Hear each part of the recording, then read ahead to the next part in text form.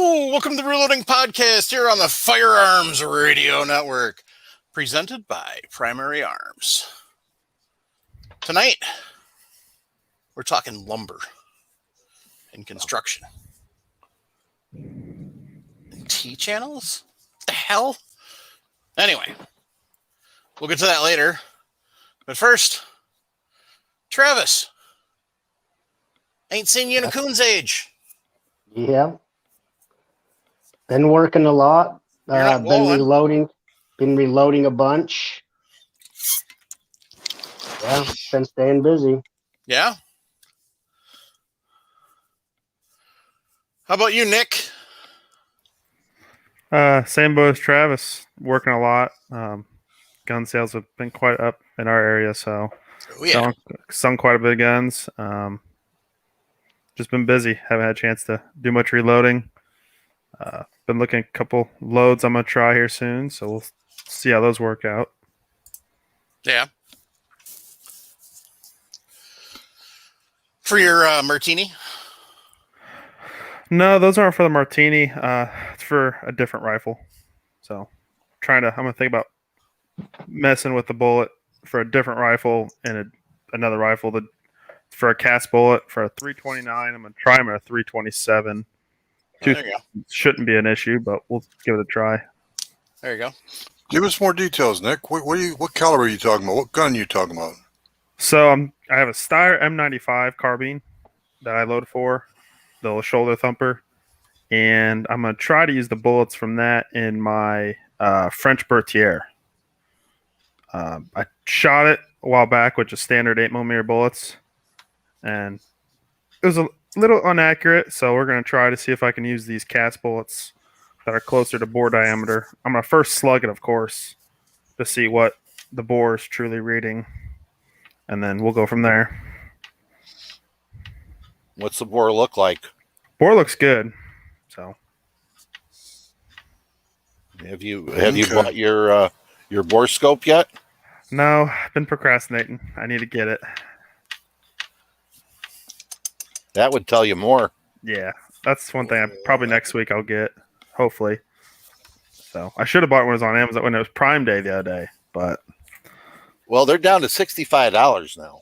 All right, I'll take a look at that. So yeah, they've dropped from 110 now down to then they dropped to 80, and now they're $65. So you can't get much better than that. Yep. And what are we talking about? A bore scope? Bore scope. What brand? What brand? Teslon. Teflon coated, yes. No, Teslon. Teslon.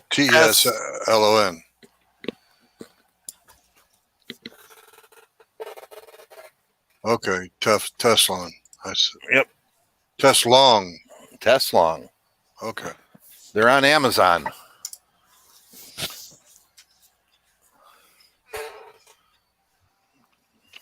So what caliber is the rifle you're working towards, Nick? 8mm LaBelle. Okay. Isn't that the same cartridge you use in that martini? No, not even close. Okay. Well, you were working with the 8mm LaBelle brass fireforming or doing something to it to modify it for that gun, right? No, I was taking that brass for my Vetterli. Oh. My Swiss Vetterli. Yeah, I take that brass to convert to Vetterli. Okay. So. Yeah, 8mm and 577. That is two different BCs altogether. Over 200 thousandths difference in diameter. Mm-hmm. Yeah, just a little bit. Yeah. I've looked into a bullet mold from Accurate Molds, but if I can try and get this to work for the time being until I can save some money, get a nice mold from Accurate. Well, somebody's giving you hell. I don't want to hear it. He's sitting on the beach. Cheap. I don't want to hear it. He's sitting on a beach right now. Oh, not him. Yeah, he's in Myrtle Beach, South Carolina. I don't want to hear it. Oh, spend that money. Spend some of that money, cheapskate. Good one, Ray. So, but what'd you do in Guns and Reloading this week, Paul? I'm working on a new 223 load. Yeah, really a 5.56, but it's with an 80 grain bullet. So in a long throated AR, single load. So Yeah. try to see if I can get it to shoot. It's questionable. It's a 1 in 8 twist, but it's a good 1 in 8 twist, and I should get 7.7 or 7 twist on it with that long a bullet, but we'll see. Just trying something out. Paul, you'll have to send me that model number because I don't see one that's that price. I see the Rigid's back up to the Rigid's 130 again. So is that with the monitor? Yeah. Yeah. Look for the one without the monitor. Okay. Sounds good. Travis, forgive me, but have you gone yet? Have you told us what you did in the last? Okay. I was busy doing something else. I guess it's either Mike's turn or my turn. Your turn. And I've been busy accumulating things. I haven't even unboxed them. Haven't even unpackaged them. And see that famous smile? Now you know where everything came from. I picked up a set of 1-inch Monstrum scope rings. Trying to find a way to, oh, here we go. Still in the original plastic packaging. Nice tall rings. Nice tall rings. Like I told Paul, I'll take it out. Like I told Paul, the reason why I wanted the extra tall rings is because if the rifle shoots worth a damn, I'll probably take your scope off and put something better on it. Now here we go. Here's one ring right there. That's 1 3/8 from the center of the down to where my thumb is. See the split between the two halves of the ring? 1 3/8 all the way down there. That's for 40 millimeter bells and stuff like that. This particular scope's only got 32 millimeter. What are you using those rings on? Picatinny rail. On what gun? The Winchester Wildcat I just bought. Why that high? Because planning for future use, I may put a 50 millimeter. If the rifle shoots worth a damn, like I said, I may change the scope to a wider objective diameter, and I want to be prepared. This is a rifle. This is a conversation we had in the host chat about needing a leather cheek piece for the rifle, and then some. That's not that bad.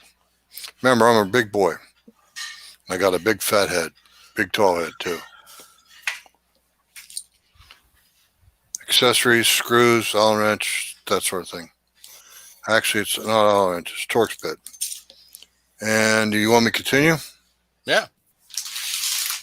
And you have to forget, I'm going to mute myself for a second while I tear this package open. Okay. Let's watch with rabid intent as Jim just manhandles that package. Look at that. Just skill and technique. I got quite familiar with this brand right here. Citron? Yeah, I've heard good things about them. Yep. I got quite familiar with when my first scope was a 3x9. Not this particular scope. Oh, yeah, okay, SI. There's a brand name. And my first taste of them was with a 3x9. It came on my Model 12. I liked it. I wound up putting it on my Mossberg Predator. But this scope here is going to go on to the Wildcat. As soon as I get it out of the packaging. It even comes, that's one nice thing I have to give Citron kudos for, is they even sent scope caps and lens caps installed.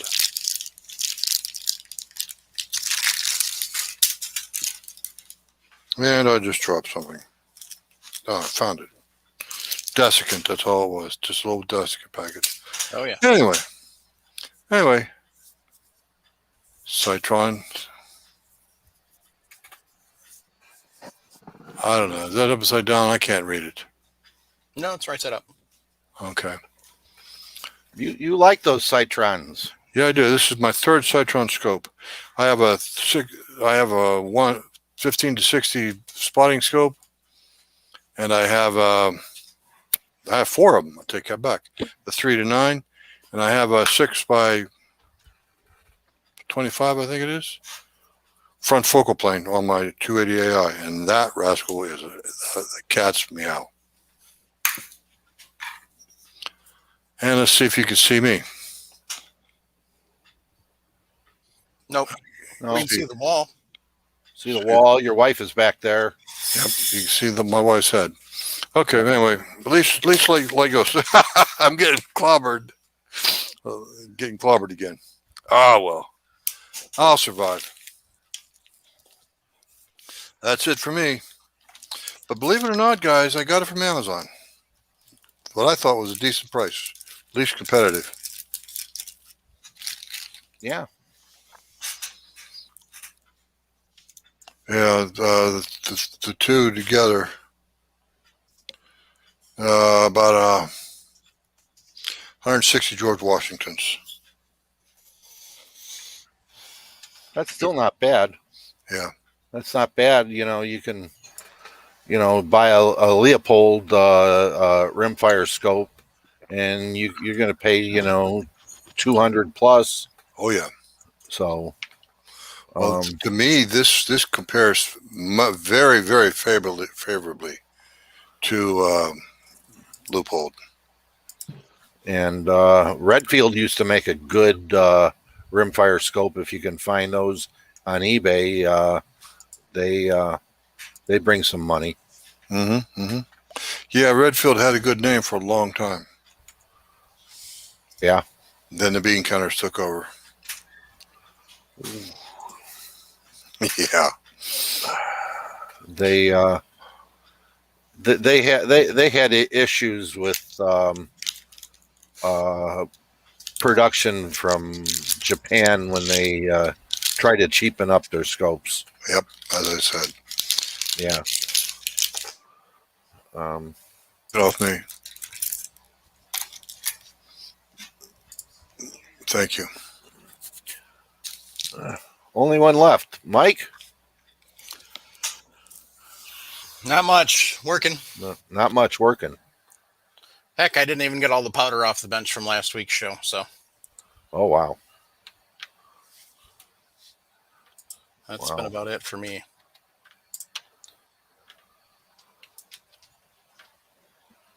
I was listening to Bolt Action Reloading the other night, and he was telling me that his local shop had primers for $11 a 100. Okay. Jeepers, Jim, and you were complaining about the prices that we're charging. Yeah.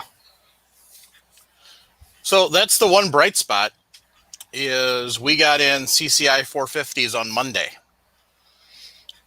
That's a large rifle Magnum primer. Nope, small rifle. Small rifle Magnum. My bad. And we've had them all week. Had them all week? And through the weekend. Oh, okay. So we got them a week ago Monday. Not yesterday, a week ago Monday. And we've had them in stock since because we've been getting replenished, even though we've been selling them. Well, Okay. that's good. That's good. So, yeah, they're going for $7 a 100, but and then 65 for 1,000. But yeah, I mean, we have them, so. And you're selling them by the 1,000 now. Yes, so that's good. That's good. Mm-hmm. So we ought to start seeing other companies and start carrying them. Hopefully. So we can start putting our 5,000 lot primers orders in. Right, Travis? Build up that 20,000 primer safety net. Yeah, unfortunately, like I was telling Jim, though, $75-$80, I think that's going to be our new norm. Yeah. No more. You're not going to get them for $35 anymore. Now, once those 3 new plants come online sometime next year, they'll go back down, but they're never going to be that cheap again because the materials cost more. I bet you they'll get down to 60. I honestly, once those 3 come online and full production, I can see it going back down to 45. But not any cheaper than that because you've got the cost of materials. I got to mute myself for a second. I'm going to open up the YouTube channel, and I don't want to blare what we're saying over there. Well, I'm thinking that we're going to see them more in the $50 range. I think. Yeah. I mean, you're selling them right now for $65 1,000. Yeah. So, okay. $50 is about what I'm thinking. What we're going to see. They were $36. You're going to see the match primers are going to go for. Oh wow. 60, 65 probably. Yeah. The other thing is we've been having, especially 45 ACP in stock for about a week and a half now. Okay. So. Oh, let's not forget Browning and Winchester Big fat recalls out there on 9mm. And that includes Herders and a couple other brands. So all of the Cabela's and Bass Pros have big signage up back by the gun counter or by where the ammo is. But you can go to Winchester. I'll go get the website. Well, I'm going to, after work tomorrow, I'm hitting some gun shops. Well, hello, cupcakes. I'm hitting some gun shops tomorrow, but I have not seen anything coming back where I'm at. Well, make sure you wear boxing gloves to do that. Protect your hands. We don't want you to hurt them. Jason, these guys were talking some serious trash on you earlier, and I had to stick up for you. Were they, Travis? Bullshit. Thank you. You are such a friend. No, they were. They were saying you bought a 2-wheel drive pickup, and I said there's no chance in hell Jason bought a 2-wheel drive pickup. Okay, he did say that after I said no, it's 4-wheel drive. And meanwhile, Mike mutes Travis's microphone. I didn't mute him. No.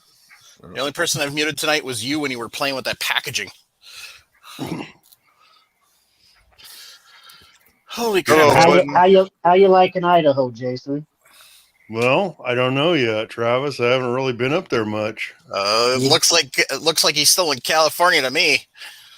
Yeah, but I've seen pictures. You've been in Idaho. You've got some nice views that I've seen some pictures of. How'd you see that, Travis? Do you want me to tell everybody how I seen that and have everyone go find you? I don't know. I'll figure it out. It's a little known website called Grindr that Jason signed up for. Grindr? You don't even know what you're signing up for anymore? What the heck is a grinder? Well, Use it to remove where rivets. we used to march for boot camp. That's a grinder. apparently Nick's the only one who might get it, but don't go running out Googling it, Jason. Okay. The reason I know what it is because they used to accuse Sean Heron of doing that all the time. What is it, Mike? I am not saying. You're going to have to look it up for yourself. It's a dating app, Jim. Why are you flipping me off? I'm telling you what it is. I don't want no dating app. No. You turned me away right there. Mature quality singles. Is that it? It's where what? Christians mingle? What you say? No. Oh, God. Mature Oh. quality singles.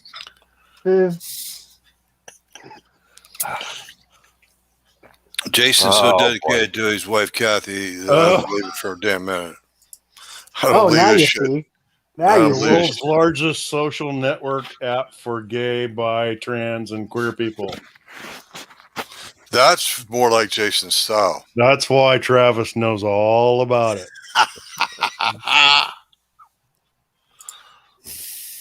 Okay, I'm done. Are we? We could throw some more punches here. Paul, you want to get in on this? How about Well, you, Nick? I was just thinking about Jim's arthritis in his middle finger that he's got. He's not really flipping us off anymore. It's more of a J hook, huh? Well, that's for testing out. That's for I won't go there. Okay. digging for gold. It's permanently shaping for while he's digging for gold. Yeah. Picking winners.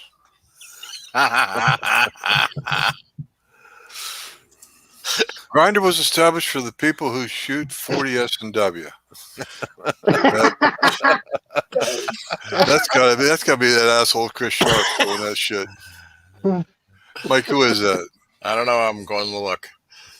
Nope, that's the recent escapee from the insane asylum. Paul Loud. Mm. Oh, I love it. Well, I did use the word butthole.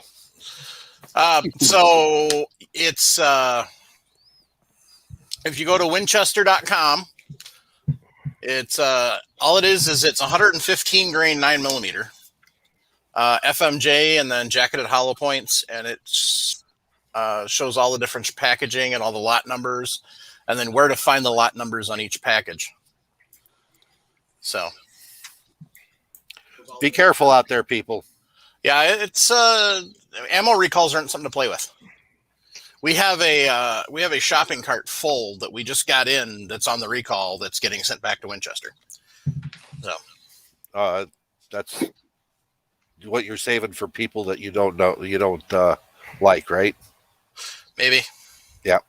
Guys that make fun of 40. Well, You I'm mean sorry. Loud characters. I'm sorry. I make fun of 40. It's just short and weak. I make fun of it too. That's the best part. Same here. I mean, you want to shoot a real gun. I mean, there's 45 ACP, so God's caliber. that's right. No, that would be JMB's caliber. That too. John Moses. Spudman 76. I don't know if they actually admitted what's wrong with it. Squib load. Good loads. Not correct propellant. Oh, okay. Yep. No, Paul Loud is not back with a complete bill of health. He is still on antibiotics, according to his Facebook post. So they're giving it rectally to him so he can. That's what I thought. Yeah.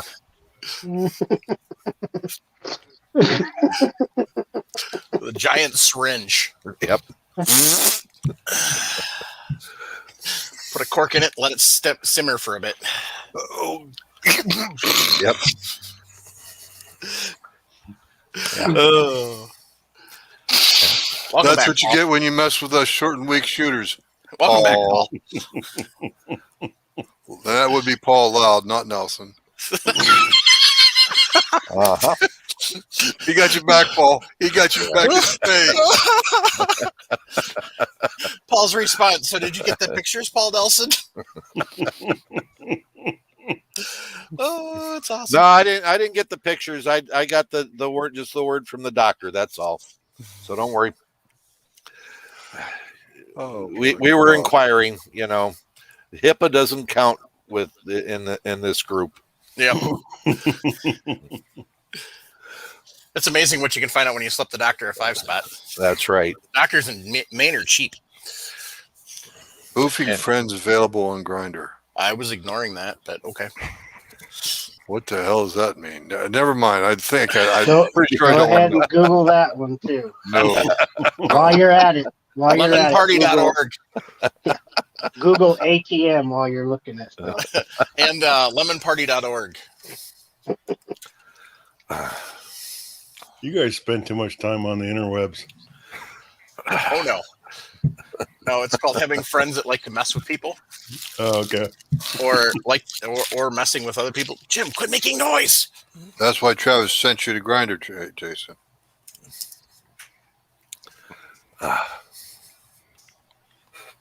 Anyhow, what's our topic tonight? We're building a workbench, specifically reloading bench. Oh, Building a reloading bench. Yeah, I mean, what do we need? What do we want? Well, I mean, you're gonna want a bench. Yeah, we are going downhill real fast here. But that's just the Listen, direction. real quick, if everyone wants to give Jim some suggestions For to fill out websites his he should go Google visit? list, yeah, Put them in put the them in chat. the chat. Looks like Mike's already started off with a good one. But according to your benches, you're going to need a reloading bench, and then you're going to need some tables to work with. I mean, Yep. you just can't. I mean, you can put a long bench in or however, but you're only really working in like a 4-foot space, 5 foot maybe to reload. But you need tables, strong tables to lay things out, to work on your brass, to set up your kneeler, your cleaning, however you use your cleaner, whether it's a tumbler or ultrasonic. Some place to sort brass. Then shelves, cabinets. Well, you guys know that I've recently built a nice table. I've been working on my room for a while. I actually got back from a 3-day 3-gun match in Boise up in Parma. So I got stuff all over. My place is a disaster. Otherwise, I'd show you. But I've got a 30-foot bench right in front of me. And that 30-foot bench, I have it at 32 inches deep. This new one right here off to my right, I built this one. And this one, I built it at 26 inches. And I found that this 26 inches is the perfect depth for when you have a press. And you don't have to reach as far as I do if you're sitting down, as I do on the bigger bench in front of me here that's at 32 inches.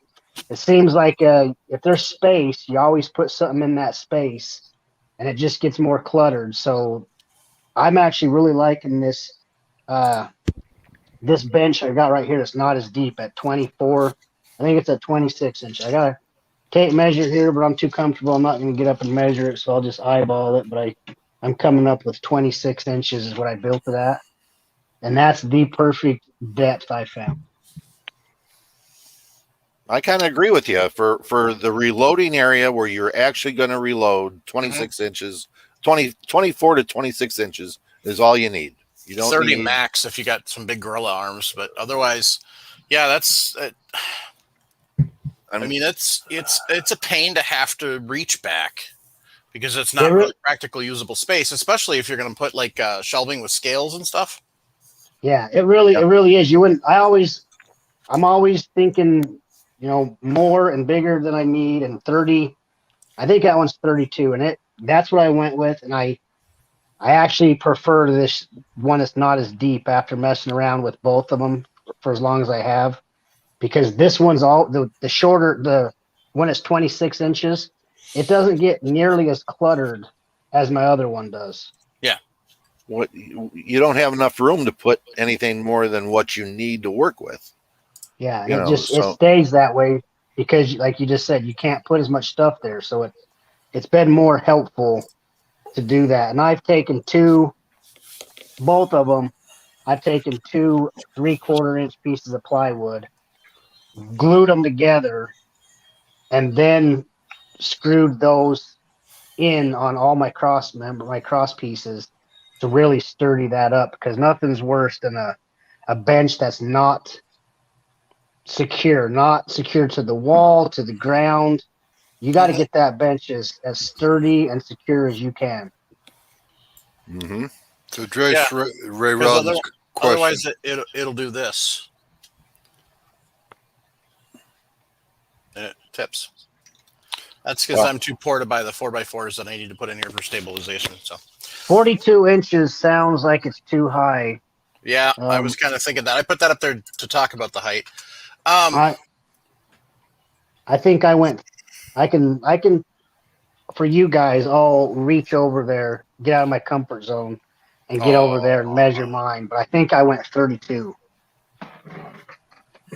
I don't have a tape, otherwise. Well, I'd for know. ordinary human beings, it's standard tabletop, standard workbench is always 39 inches. A workbench, not a kitchen table. So here's the problem with standard and reloading. So that is a 550 with no accessories. Yep.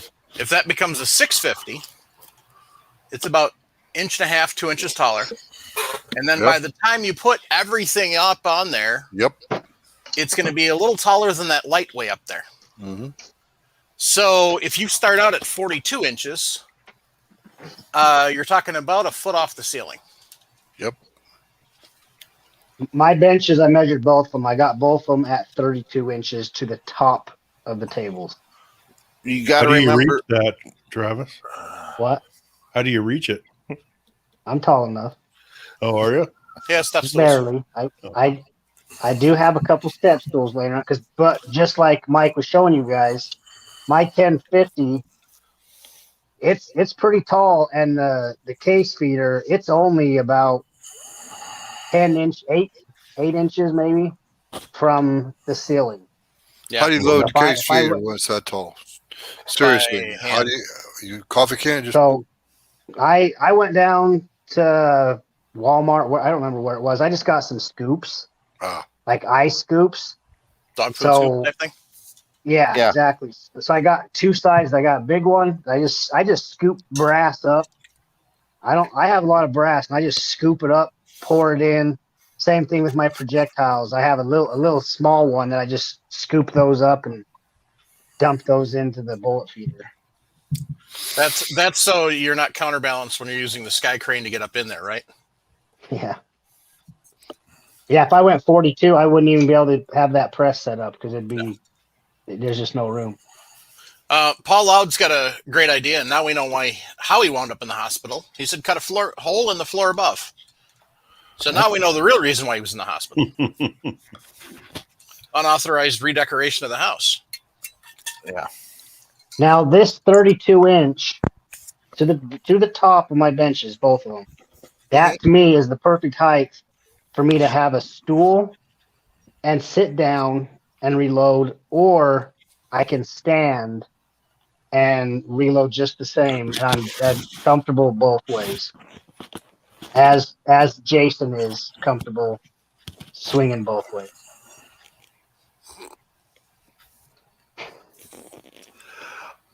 I agree with you, Travis. You got to have your bench low enough because when you run those 1050 or my 1000, you got to have room to reach up there to put your brass in, and those presses are tall. Yep. And a 650 on a riser is going to be the same thing.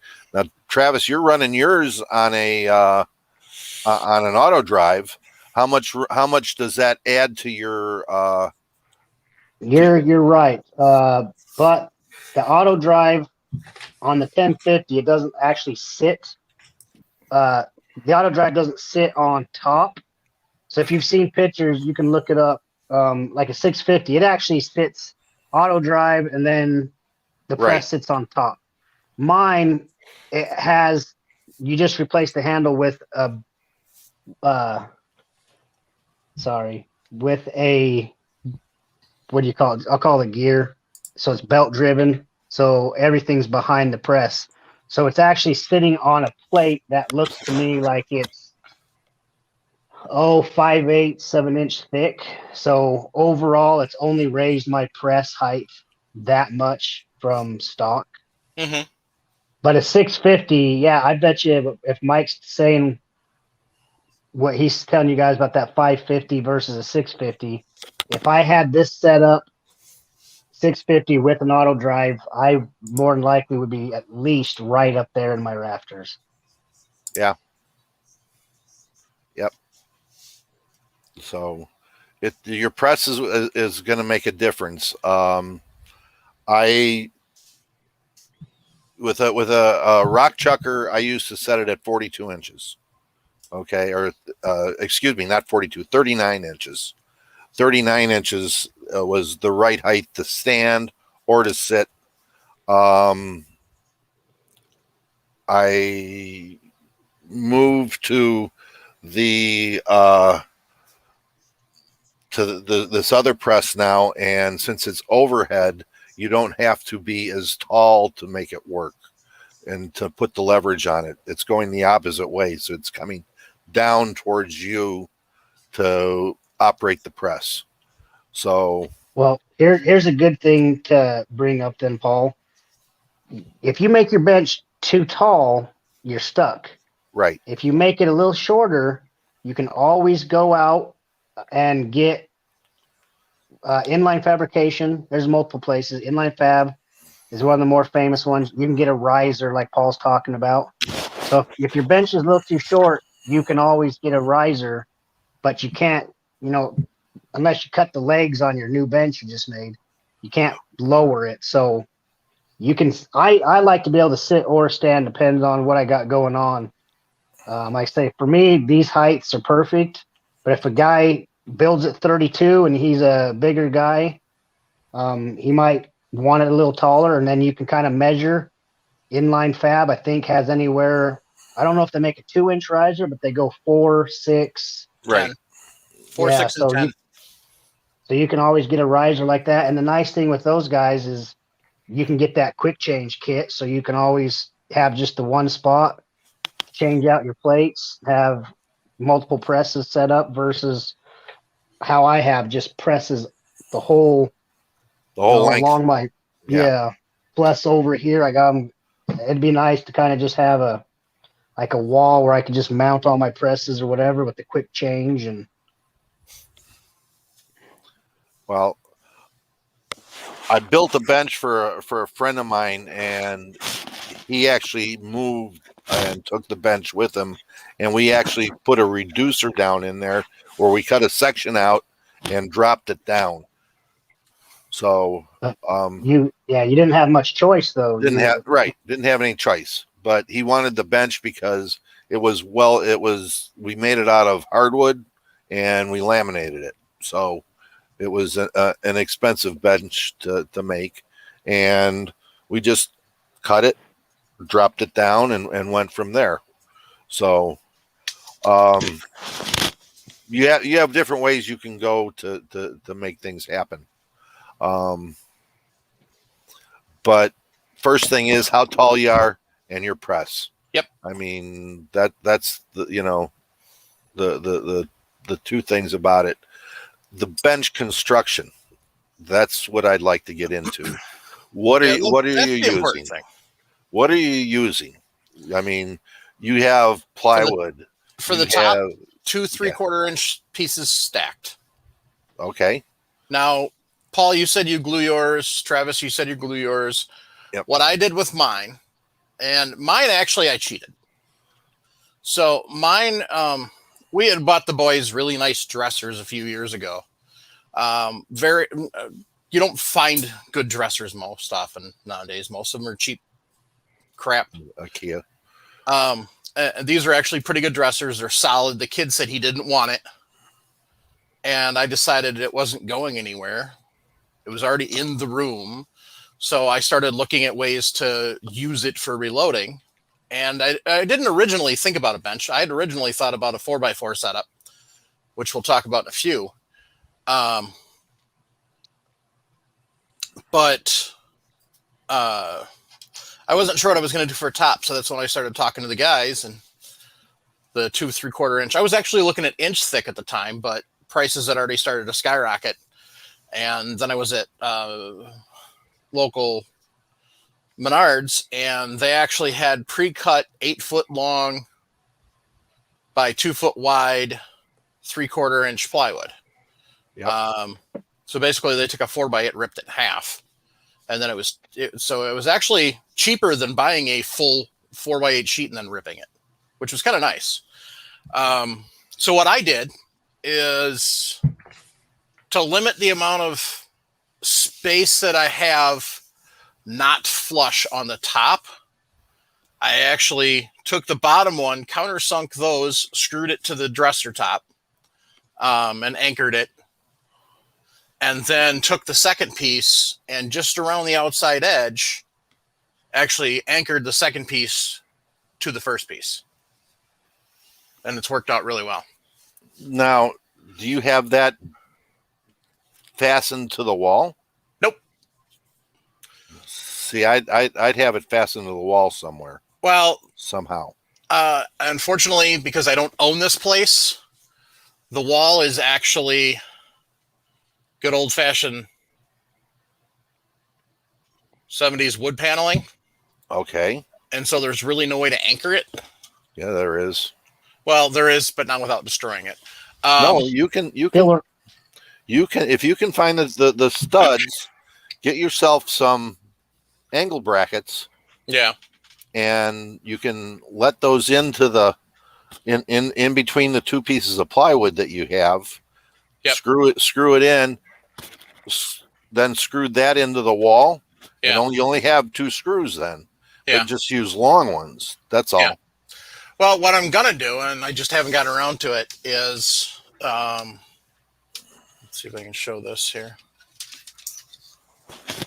So as you can see, well, you can't really see, but you will in a second. So you can see the edge of the dresser, and then you can see the fact that the top sticks out quite a bit. So what I'm going to do is in each corner, I'm going to put a 4x4 down, and that's going to be the balance. So that way it's not wobbly. It's not really wobbly now, but if I get seriously going in a rhythm, like say on the 550, I get going in a rhythm, I can get the bench rocking. Otherwise, as it sits right now, it's very stable. I look at it and saying it wouldn't hold my scale stable. Yeah. Okay. You know, I can.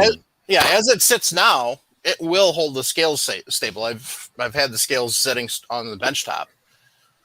Well, I can sit down and hit mine like that, and okay, Yeah. it moved 2/200ths of a grain. Yeah. Okay. Yep.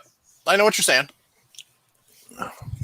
So the wife we're redoing our kitchen, and she was showing me what kind of countertops and stuff we want to go with. She was showing me granite. Then she started talking about how she wants butcher block. So then she started showing me options for this butcher block, and all I could see was a reloading bench top when I was looking at this. Yeah. So it was at Home Depot. Yep. And good and thick. And they had 24, 30, 36, up to 48-inch wide by 6, 8. I don't remember how far it went out, 10, maybe 10 foot. But it looked like the perfect top to make a reloading bench. And I think the 20, it was pretty thick. I didn't. Sometimes when my wife's telling me stuff, I only hear every other word. Yeah. So I just look at pictures that she waves in front of my face. So I don't have a lot of time to absorb what she's telling me. But I just looked at it, and I thought maybe it was 2-inch thick. They have 2-inch and 1 5/8. You have 2 sizes you can get. Well, either one of those is thick enough. Right. And I just glanced at the price, and I think the 24-inch by 6-inch was maybe $200 or less. And that would be a perfect thick tabletop to start off with. You said it was at the Home Depot? Yes. Yep. Butcher block Countertops. And it looked perfect to me. But everywhere I've gone, every house I've lived in, the stipulation has always been I make one room into my reloading area, and that room, it's going to get holes in the wall no matter where it's at. My last house in the basement had concrete walls, and I drilled right in that concrete wall, and I fastened that bench down because I do not like pulling that handle and pushing it back up, and the front of your bench lifts up on you, or the back, and you're pulling Right. down the handle, the back, and it's just too much. These benches, like Paul said, I can have a scale there, smack my bench, it doesn't move at all. And that's one big thing I recommend is however you can, it's better to ask for forgiveness, but just go ahead and fasten that puppy down. So your butcher block, the birch for 250 was 8 foot by 25 inches deep by 1.5 inches thick. But they That'd be a have all perfect- the way to 2.5 inches thick. Yeah, 10 that'd foot. be a perfect countertop, or a perfect reloading bench. Mm-hmm. Lie to your wife and tell her you're doing her a special project. Get that wood in at your house, and then put a big gouge mark in one side and say, "Oh, honey, I can't use this for your countertop. Now it's my reloading bench." Mm-hmm. Let me know how that goes for you. You don't think I would? Are you I'm sure challenging you would. me? I'm sure you would. I agree. I like my last bench was a butcher block bench, and Okay, nice. so I like it. I mean, they're really nice. Yeah. Yeah, you can stain it. You can stain. Yeah, you could do anything you want to it. I could sit down. It weighed so much that I could lean on it, and it would it wouldn't move. But it was fastened to the wall still. Right. I mean, that's what I do. Yeah, if I owned the place, it'd be a different story. It wouldn't even be a thought. The thing is I'm pretty sure it's just that paneling right over concrete. So that's the problem I run into. Tapcons. Yeah, but this was built in the 70s, so I don't know how thick that concrete is to begin with. So Okay. Plus the landlord's trying to sell the place, so that would not go over well. Okay. If you got, pictures up or whatever, but I don't know how those go in.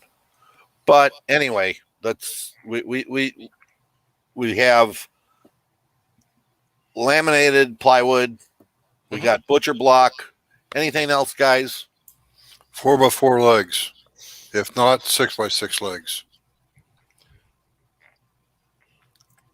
Yeah, We can overbuild it. We can always overbuild it. you can always overbuild it, but I look at it. 2x6 legs are plenty strong enough for whatever you need. Mhm. Well, so this With bench the- right here, I took a 2x4 and laid it this way, and then basically made a T. So I have, Yep. if you just picture a T, Mhm. and I didn't go into the center of it. I kind of pushed it out to the edge, so it's more like an L. Yep. So this bench, I did legs like that, and then I have a piece on the bottom going along the floor. That's fastened into the concrete flooring, and then it meets up to the wall with another piece of 2x4 going along the wall. That's all fastened to the wall itself. Right. This one in front of me over here, I did differently. I took two 2x4s back to back, and then I ran a support piece off of that and went straight, like at a 45, up into the back far corner. And that one's more sturdy than this one, but this one's that I just described earlier, that one's plenty sturdy. Spudman 76 has got says steel bench. So depends on how thick. Yeah.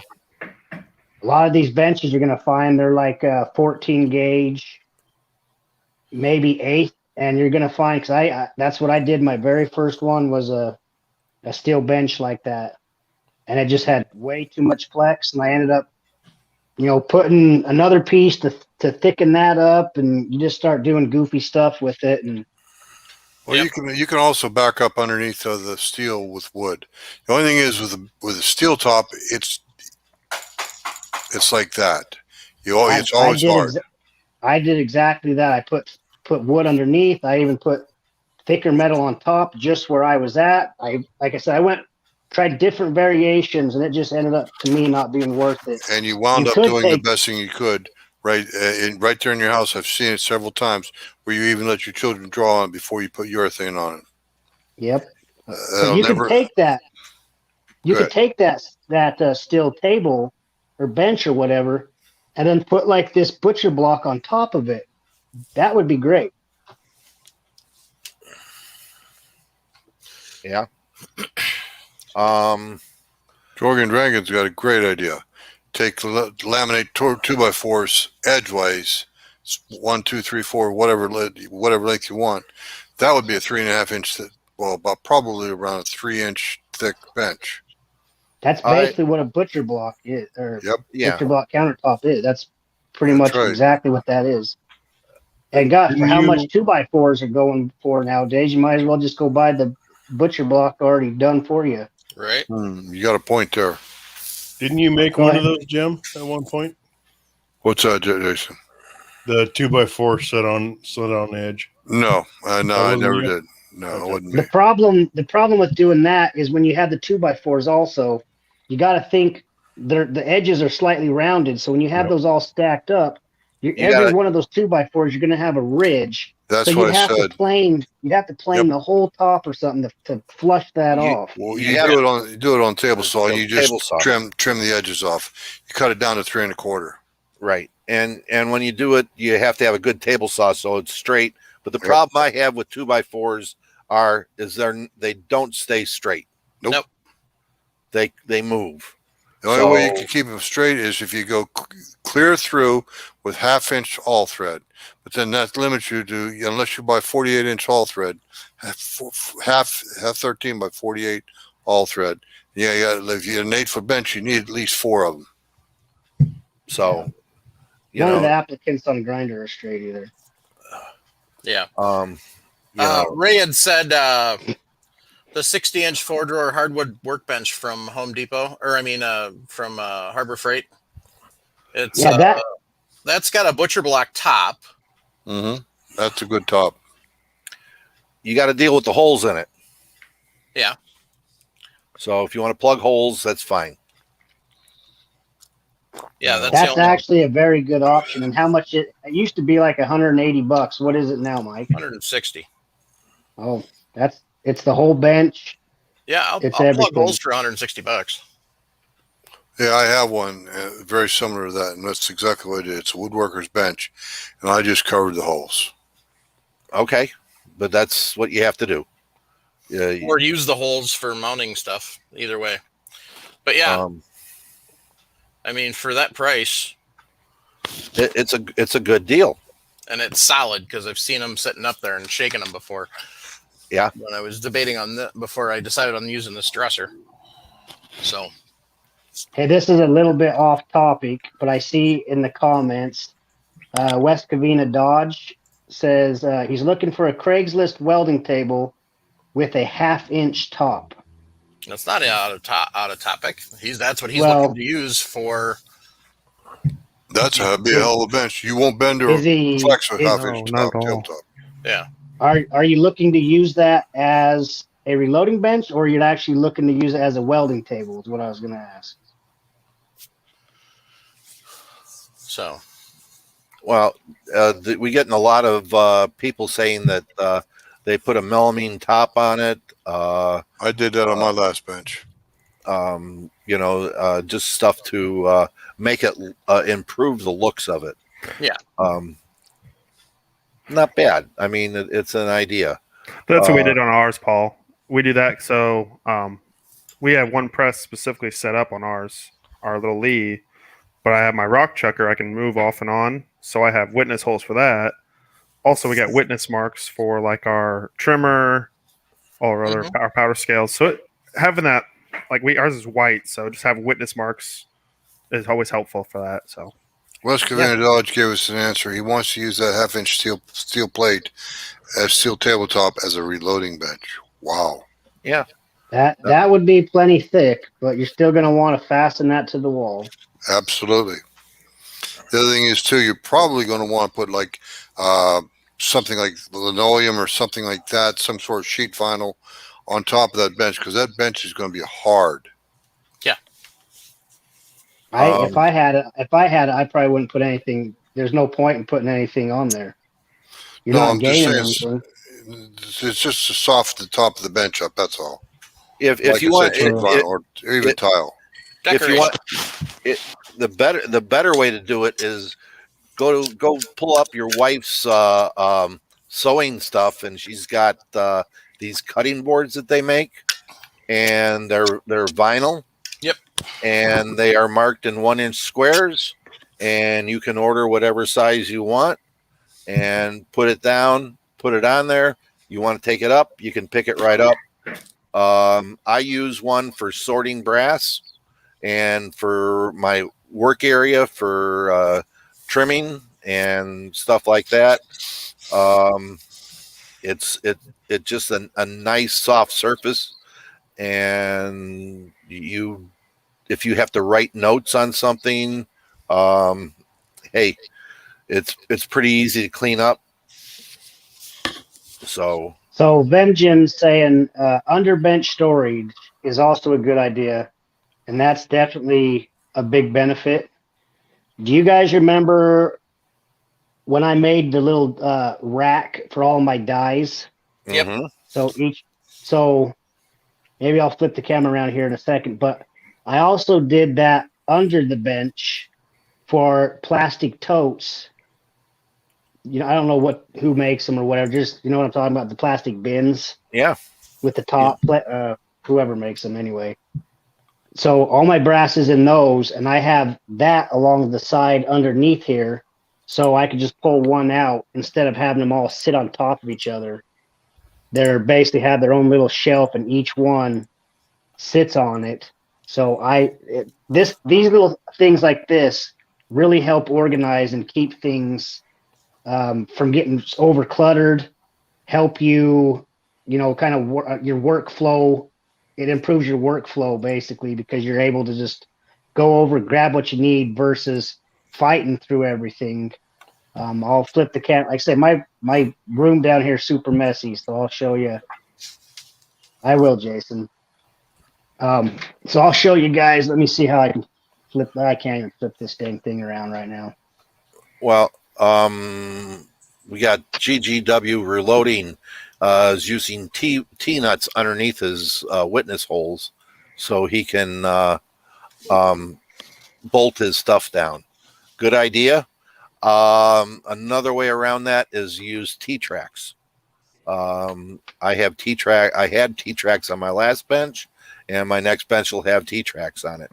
So Paul, that was always the way I wanted to go. I just never got around to doing it because Gavin Tube, Ultimate Reloader on YouTube, that's what he does. And I think he's selling or was going to start selling a kit for us reloaders to buy so we could take a router and cut into our bench these nice T-tracks.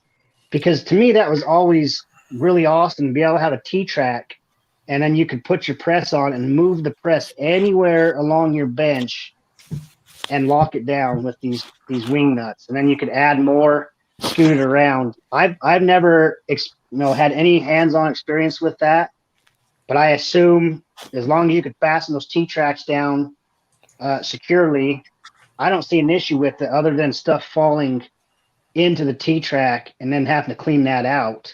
If you buy the plastic fillers that they have, it just snaps in and they can snap out. So that keeps it clean. Yes, you will get bullets every once in a while, roll into one or whatever. They're not cheap, but they're not real expensive either. I mean, what are they? I use 3/8 on mine, and I glue and screw it down, epoxy glue it and screw it in after I route it. And that keeps it. I haven't been able to pull one out. And, the nice thing about it is I can just set something down and it's locked in. I have a question about this T-track. Yeah. Okay. Let's just say I have my Forster set up I want to keep my 550 set up. But the 4 holes in the Dillon are not compatible with the 3 holes in the Forester. Am I going to need 2 separate T-tracks for that? Nope. Probably. No. You make a plate. Okay. You make a plate. Make I a mean, plate that's all. T-track. It fits a T-track. That's it, and fits you. your stuff. That's all. It's really simple. It just go in there, and if you go to Menards, they'll have the hand nuts where they're good size, so you can just spin them on, spin them off, and they're it's nice. It's nice. I follow you. So, Jim, you need to find somebody that works with metal, and they could help you out. Wonder where I could do that. Right. Hey, I've sent you guys all kinds of info, getting me, what you had. I was willing to make you guys some adapter plates, and none of you got back with me. So shame on you. Not me, because I would make my own. So Travis, you keep your dies separate on like a wall in box. I don't know how else is gonna come over. Here's how my dad and I have all our dies set up. We made this basically square. Is that with PVC? I think it's 2-inch PVC. I can't remember what size diameter. Is that plastic lumber? No, that's 1x4s. Okay. And we mount it to the side of our ammo rack. So So what I'm seeing for those listening, looks like you have a lead, and those are the 3 and 4 hole turret. 4 hole. So it's a little shelf bench with PVC rings cut out, so Nick and his dad can pop the tool head out and set those nice and organized. Do you have them labeled? Like, have you maybe thought of, or do you have label makers? That's our plan, is to have each one labeled. We just got busy. We haven't had a chance to do it yet. That's the whole plan, is to get them labeled. So, well, so earlier Paul was talking about you need to have space for everything. I'm gonna like I said, my room's messy. You might not be able to pick everything out, but I'll show you the bench right here. I have for my precision rifle loads, and then it takes a 90. And against the wall over there, I have. I'll just show you guys. So this bench right here is all for precision reloading. And I got my phone. I can just pick you guys up and walk you over here. So this bench comes all along here, and then over here in the corner, I have my wet fart. Got my dryer back there, and then it kicks over this way, and then I have my casting set up here. And then I have all my brass that's ready to be sorted through here. And I'm going to be building another piece here that's just for sorting brass, because I think it's very beneficial and helpful, like Paul was saying, to designate spots for certain things. So you guys can kind of see there's more of a bigger view of my tabletop. Is that a Reading press I see there, Travis? No, that's an RCBS. No, this is a rock chucker. Okay. Idaho Rogers knows what this is. That's the Frankfurt Arsenal M press. That one. I've never. This was Idaho Rogers. It still might be. I don't know. We're still figuring that out. He never used it. I've not used it yet. It's just been sitting here because I don't want to mount this to this table here yet. But you can see I've got myself like a makeshift adapter plate, like we were just talking here. I can get this stupid phone to. Everything's backwards from what you want it when you're turning. So I've got an adapter plate that I've got directly into the table. I'm probably going to take a router and recess this in. But I can just pop these screws out, and then up here, I've got a couple trimmers, and you can see this one's got a plate. That plate just bolts right up to this one. So I can switch this out, but for now I've just got this RCBS primer set up right there. here's my other, the bigger, longer bench, and you see it goes all the way down there, but it's just cluttered. Like I say, if you find a spot to put something, Show up a little more and show how high that 1050 goes. You don't have to go down farther. You just had to point the phone No, up a I'll little just- higher. I'll just pull you down here. So there's the 1050. You see there's 32 inches.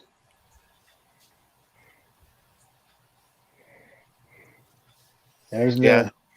You're You right at see- the limit there. But that's not really an 8-foot ceiling, is it? well, to the actual top of the ceiling is, but to these to here it's not. This is probably another foot, so this is probably 7 here, and Yeah. nah, yeah, it's probably 8 to there. But yeah, so just from ground level here, you guys can see. I'll just pan you up.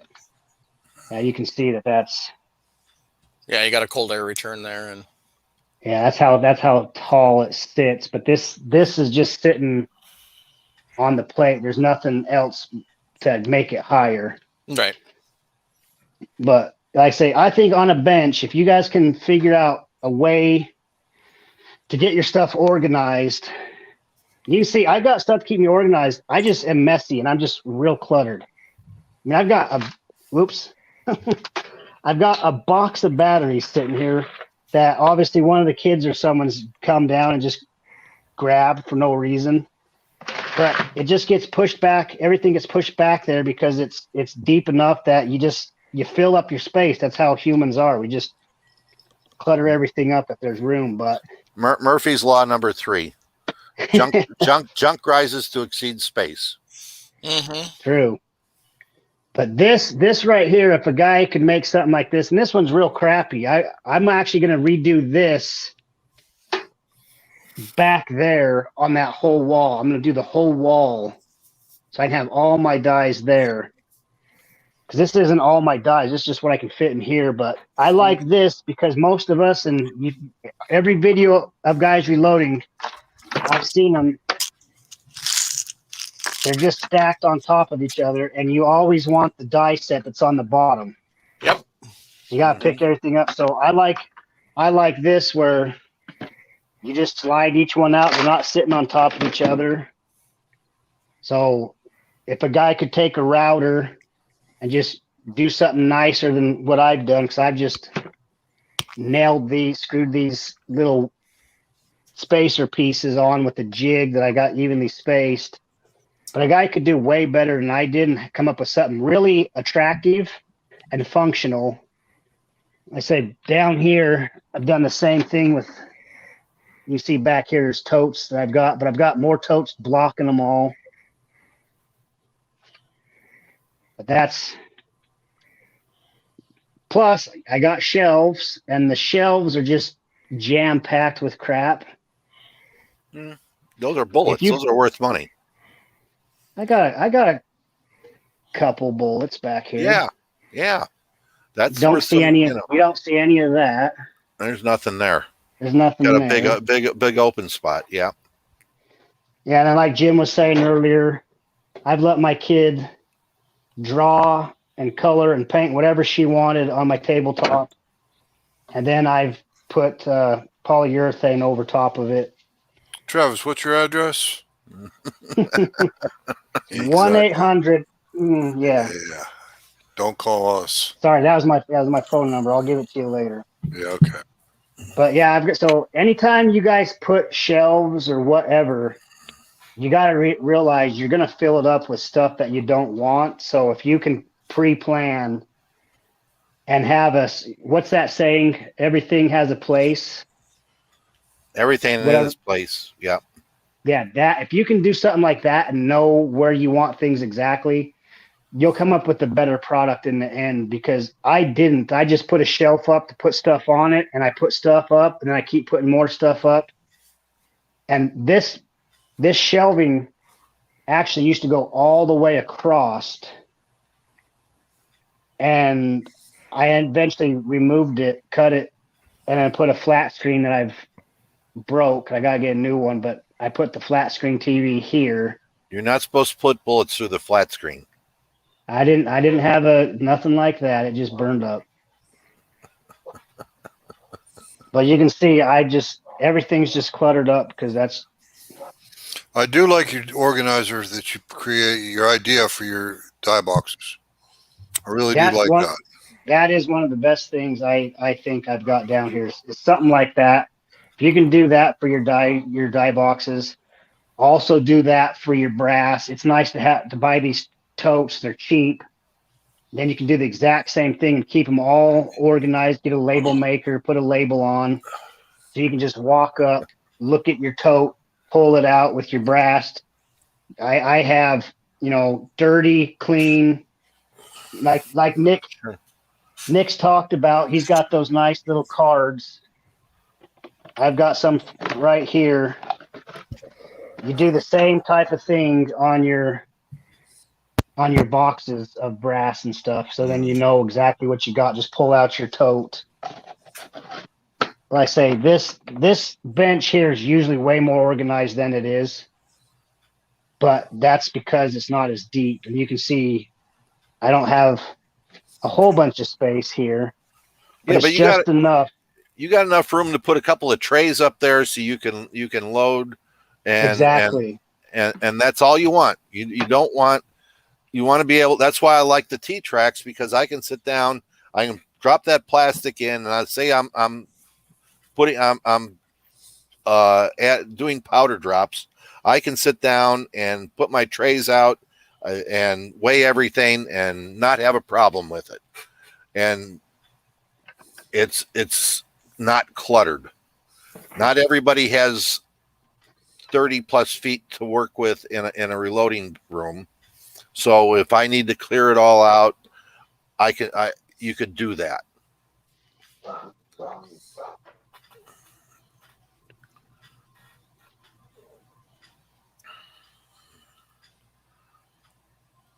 So Yeah. So I mean, there's lots of different ideas just on Travis's bench. yeah, Well, what I was going to suggest is whenever you do this, don't take any shortcuts. Build it as best you possibly can. As best you, Andy Z28 or 79 Z28. My benches are made with 4x4 posts, 2x4 runners, and 2x8 for the tops, and all of that is bolted to the wall. My benches do not move or flex, period. When I was up in Pennsylvania and I built my reloading bench, I built it out of 3 layers of 5/8 OSB. Then I laminated the melamine on top of that. But when I got done building the bench, I climbed on top of it. I'm a big boy. I weigh 250 pounds, soaking wet, and I'm 6 feet 3 inches tall. I jumped up on top of that bench, and I jumped. The bench didn't give, but the barn shook. So it's like I have a pretty good idea what to do. Now my current bench is a Windsor style woodworker's bench. I mounted that to my 2x4 studs on the wall. I also mounted the feet with 1/4 inch thick steel angle iron brackets to the concrete floor and to the sides of the bench. And it's like that thing doesn't give. It just does not give. Yes, I'm still in the process of changing things around, whatever I'm going to do. I'm not sure, but I like the T-track idea. That was a variation on the plate idea that I came up with to put all my presses in one spot. I use a plate very similar to what Travis has for underneath his priming tool, except my plates were wooden plates. I took a 2x10 and cut it down to 8x8. okay. Why 8x8? Because instead of using 2x8, because 2x8 is only 7 1/4 inches wide. And that's before I put it to the table saw to cut off the round edges. That's why I use a 2x10. Yeah, the idea with the track is to be able to move things where you want them and move them out of the way, and then you can. They have just like in a machine shop on a milling machine where you have your T-tracks for that, and they have covers for them. They Sure. have plastic covers for this. So The other thing is too, if you do get something in there, let's say for example powder. Yes, Here we go. I'm going to start a ruckus right now. There's only one way to get that out of there, powder out of the T slot, and that's with your shop vac. no brush. No? A brush. or airbrush or air gun. You can use an air gun, but you can use just a regular brush to sweep it to the end of the table. It'll come out. Oh, okay. I was thinking the T-track Yeah. or the T-track is routed down into the bench. It is. It is routed into the bench. But you still have to have an opening at the end to get in and out of. Right. There you go. Yeah, There you go. Paintbrush. Chip brush. Chip brush. That's all. I mean, it's stuff happens. We all understand it. And it just, come an inch and a half up from the bench and put your route your track in, and then figure another 7 inches from that, route your second track in. It'll hold anything. Mm-hmm. Echo's reloading chair. When Mike's got it highlighted, we might as well look at that. His bench is made out of 1/4 inch angle iron, reinforced with a hardwood 3/4 inch top with 14 gauge stainless steel on top of that, bolted to the floor. Well, that sounds pretty sturdy, but Echo, we do suggest you bolt that to the wall as well. It wouldn't hurt you to make it that much stiffer. But again, too, with 1/4 inch angle iron, you're not going to get much flex out of that. Yeah, and there was another part to that that we didn't read. He uses inline fabrication flush mount plates so he can change them out quickly. Then that leaves him. That's one thing I don't like about having the press. Like, I do have a lot of space, but what I don't like is I have a press mounted there. It would be nice to remove that press, and then I can actually clean a gun or put something right there to work on. So having something like that inline flush mount is nice because you could remove your stuff, and then you would have a nice work area. I like that idea. The T-slot better and better. The T-track, as you call it, better and better, because my bench right now, I've got 1/4 inch studs sticking up through the bench, and I have to put something there, and they don't go anywhere. And the other thing is that everybody needs a vise, right? But you don't need it on your reloading bench all the time. I have one on my bench right now, but I did put it on the wooden plates. But the T-track, yeah, I like it. You mount it on a plate, and then you just screw it down. I would even be willing to put more 1.5 inch thick top on, just to take and get enough space depth to put that T-track in. I like that better and better. That way I can slide left, right, take it clear off. Yeah. So I walked away when you guys were talking about powder and stuff falling in that T-track. Yeah. So I think another good thing that I have that I use all the time now is a little shop vac. Is always handy to have in case you do spill some powder or something. Mm-hmm. So I have a shop vac sitting right there. I use that for the Dillon 1050 with the trimmer setup. But I use this all the time to clean stuff up. I also have a full-size broom, smaller hand broom here, and I've got an even smaller one sitting right here. For when you do spill some powder, you can just pull this off and sweep some of it up. Excuse me, Travis. Mike, would you mind taking the highlight down? But another nice thing that I have been using more than anything else lately. Air. Yep. I know not a lot of guys can, I was thinking about running an air line from my garage. And then I just thought, why not get something like this? And this is just a 60-volt DeWalt little air compressor. And it runs forever off that battery for what I do. And I can just fill that up, spray off everything, spray the bench off. It keeps everything nice and clean. And I think having air, if a guy can get it, however you get it, I don't care, would be really beneficial. Put air in your shop. Definitely. The only thing bad about using air, there's only one thing bad, and that is you got to use iPro, because shit will fly right in your face every time. Well, what do we talk about? iPro is required, right? Absolutely. Especially some of us don't believe in it. Once you've had a set of primers go off in your tube, you will definitely wear iPro. Okay. Why are you grinning so Well. hard, Travis? I'm not gonna say nothing. You wear iPro? Who are you talking to? Exactly. See what I mean, Paul? But whatever. We're all responsible for ourselves. Yep. That's why Mike puts that disclaimer I created years ago in the beginning of every show. When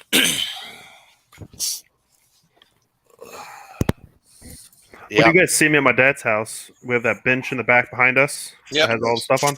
That's our workbench. That's in our gun room, and that's where we'll disassemble. If we get a new gun, we'll disassemble the gun there. We got a vise mounted to it, and our reloading bench is in a different room. So we have a nice workbench in a room. Yeah, and that's a great thing to have, Nick, because like I said, I'm always fighting that. I've always got something going on this bench, and then I got to stop what I'm doing and clear everything off, move things around. But even if a guy got 2 of those Harbor Freight benches, one for his reloading stuff, and if you could fit one in there, get a second one and have it just for working on stuff.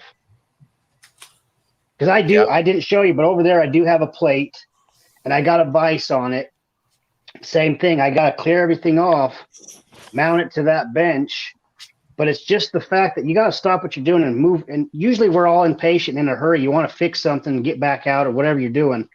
So it's kind of really annoying to have to stop, clear everything off. And then it's like you get into a whole nother project to clearing stuff off.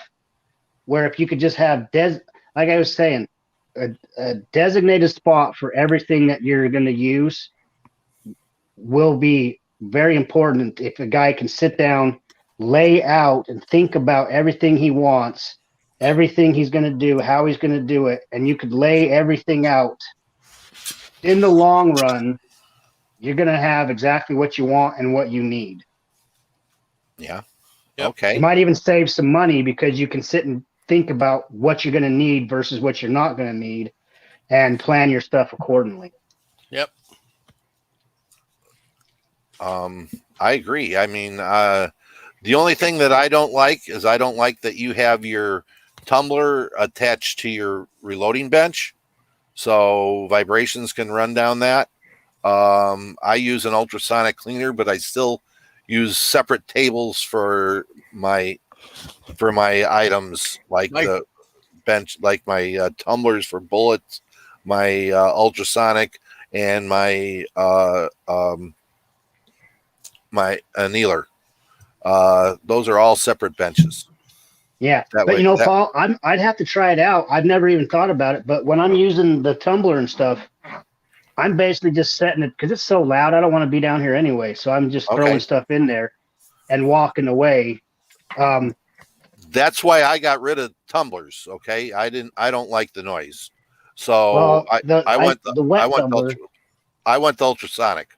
That's all. Oh, I thought you were using a wet tumbler. No. I use ultrasonic. I got a 15-liter big ultrasonic that I use, and for cleaning my brass. I do have tumblers. I have tumblers so I can coat my bullets and that, but they're not loud. You can work these with things are super loud. Yeah, I know. Those suck. That's why they're under the bench.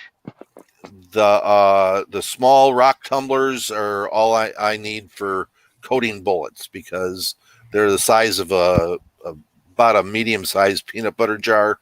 I can put in 100 bullets or 200 bullets, and I can let those run, and they don't make much noise. They're rubber. Yeah. They're very quiet. For a guy's powder coating, Paul's 100% correct. Something like repurposing these to powder coat your projectiles with, they work very, very well. I have one in the garage just dedicated to powder coat. I might switch these other 3 over to use for that. But Paul, I'm gonna try, now that you said that, I'm gonna turn my scale on at some point and run this and see if any of that vibration transfers over to my scale here. I know it will on mine. Okay. and mine is probably a little bit more sensitive than yours. Yeah, I guarantee you yours is. So, But I also, I used to have, I put it away because I don't use it, but I did have my beam scale sitting up here on this isolated sure. shelf that I made. So like we've all talked about before, and if you look, it's actually like just about eye level with me, so I can reload standing up, look at my scale eye level, and it's isolated. So when I'm pulling the press handle, I'm not waiting for the pan to settle down or anything. So that's another thing to think about, is putting some kind of a shelf to put your scale on. Yeah, definitely. And if you're running electronic scale, go over to your local granite dealer or countertop dealer and buy a sink cutout. It'll weigh about 20 or 25 pounds, and it will help dampen the vibrations through your to your scale. It's just a quick tip. What else? We got. So GGW Reloading said the used restaurant equipment market has nice stainless steel prep tables that work well for reloading. Pretty good and solid.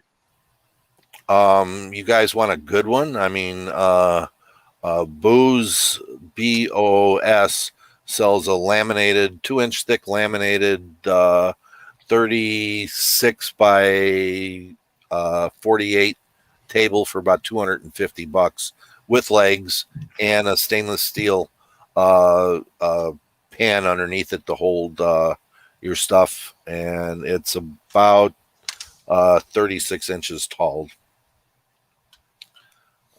Check it on Amazon. Yeah, that would be good. But here, I forgot about something that I'm going to be purchasing soon for down here, and I think is very necessary, because I just left to go get this, and if I had this down here, I wouldn't have had to. You want to get a mini fridge. Definitely. Get your little mini fridge down here. Yep. So you can get you a nice, I don't drink, but you guys put whatever you want in it, but I got an ice cold beverage out of my fridge that I wish I had sitting here. Mm-hmm. Yeah. See you, Jason. Why? A 5-bottle rack, 15-bottle wine cooler rack back there. Yep. Mm-hmm.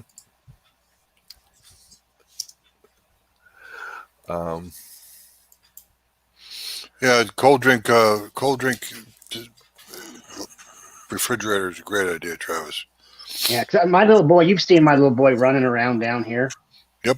I want to get the fridge down here, because he's usually down here watching his iPad, doing whatever, hanging out with me, and it would be nice for me also, but also nice just to be able for the kids to go over to the little fridge I got down here and pull out some candy or a drink or whatever, and continue just to hang out down here.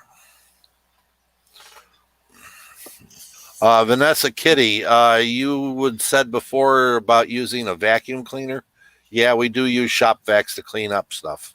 Okay, do not get a one that has a beater bar in it, but just kind of a vacuum.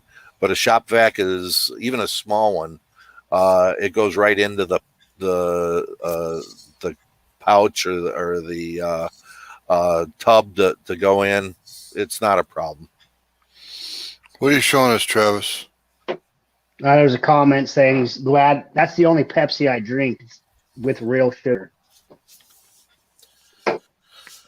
So Jorgen wants to know, he says, here's another question. Have any of the civil engineers among us designed a bench using diagonal wire bracing to guarantee stability while reducing weight, and did it work?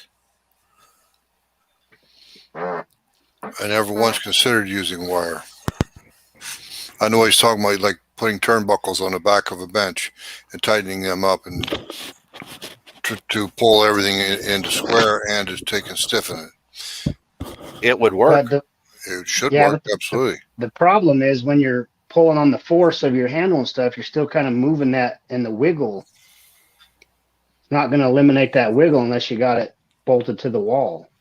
Agreed. Unless, well, you'd have to bolt it to something, at least to the floor.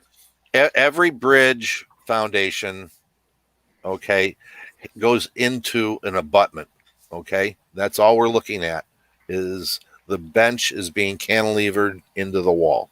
That's an abutment. So you need it.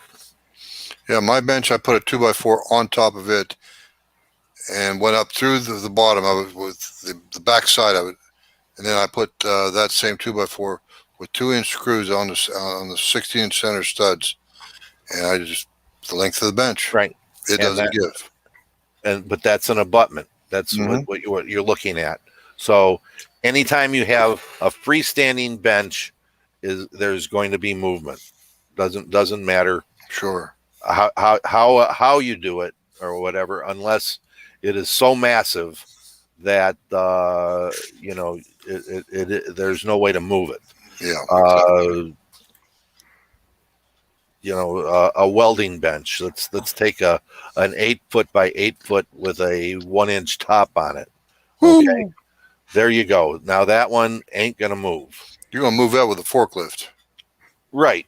But that's what I'm trying to say is that unless you have the mass to overcome the what you're doing, you have to either use a reinforcement as an abutment, or you have to have mass to hold it down and in a cantilevered way. So in other words, if I have my press in the front, I have to have enough weight in the back to counteract whatever I'm going to do to it. Or a support system so that the weight is distributed straight down and not back. Okay. But as we look at it on a 550, you're going to sit down and you're going to go push forward to set your primer. It's going to move. Yep. Because you're counting on the compression part of it, which is the downstroke. Right. But when you come back, it'll probably rock. Something will move unless it's a steel I-beam that's bolted to the floor. Yeah. Yeah, and when I first got married, my reloading stuff was in the basement of that house, and I stay up really late. Like 1, 2 in the morning. And I would be downstairs reloading, and when it's dead silent, but then you're downstairs reloading, any bit of that table popping up and down, hitting the wall or whatever, it annoys your family members who are trying to sleep. That's when you find out how important it is to have something bolted to the wall and right silent. But it's definitely what you're looking at as far as supporting the bench, right? And what would you, Travis? What would you do to bring your tools around to where you're working? I mean, what do you mean? Well, how many dial calipers do you have? How many, how much precision instruments do you carry with you? Well, Paul, so I don't have to walk 10 feet. I buy a second set, so I have one. Okay, all right. At each station. All right. You don't have you're a dial caliper. I can see. Or a digital, or I have micrometers that I use, and I may need them at one end or the other.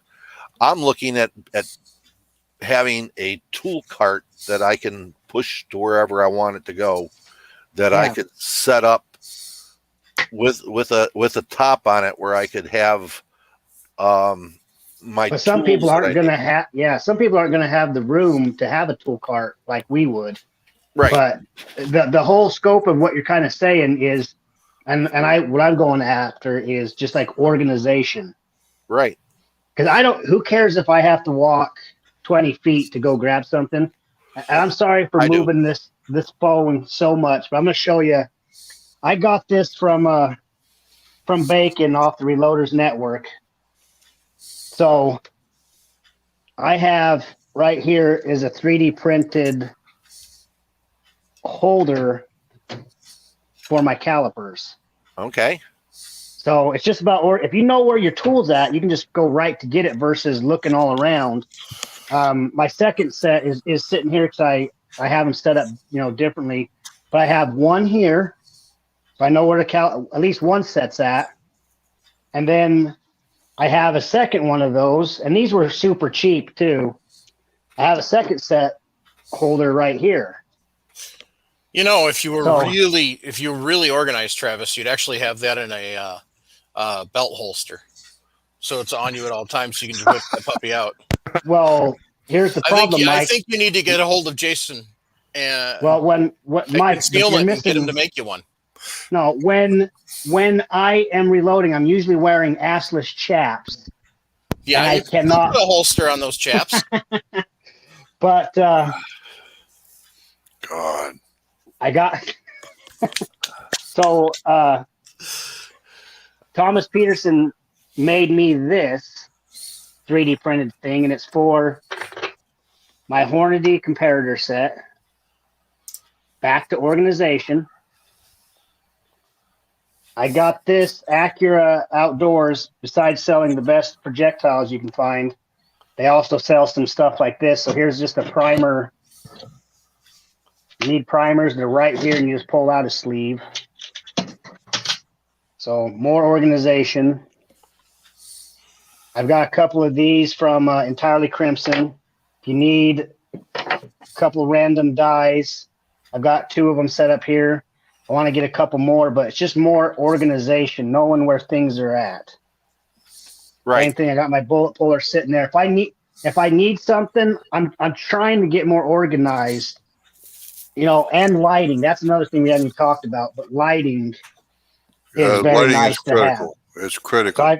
So right here where I'm sitting reloading this, I've got an LED light directly above. You have I've got LED lights Travis. all. You have a message on your screen.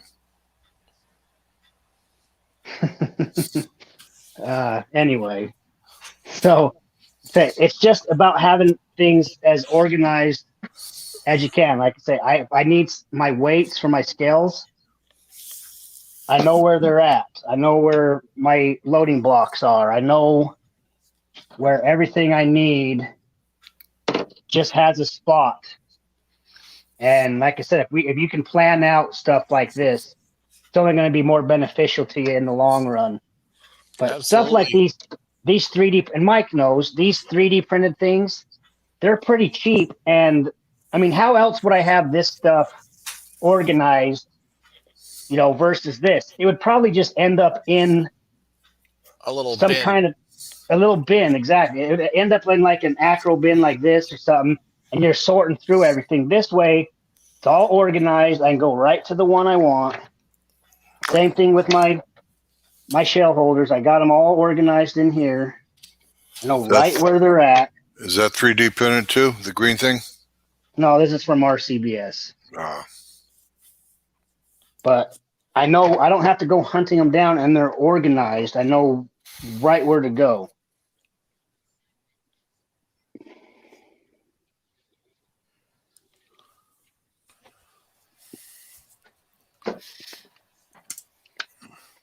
See, I'm looking at getting a cart so I can have my tools that I need to be able to move from a table, maybe to the bench, maybe back and forth. And a lot of my tools, no, I'm not going to buy multiples of.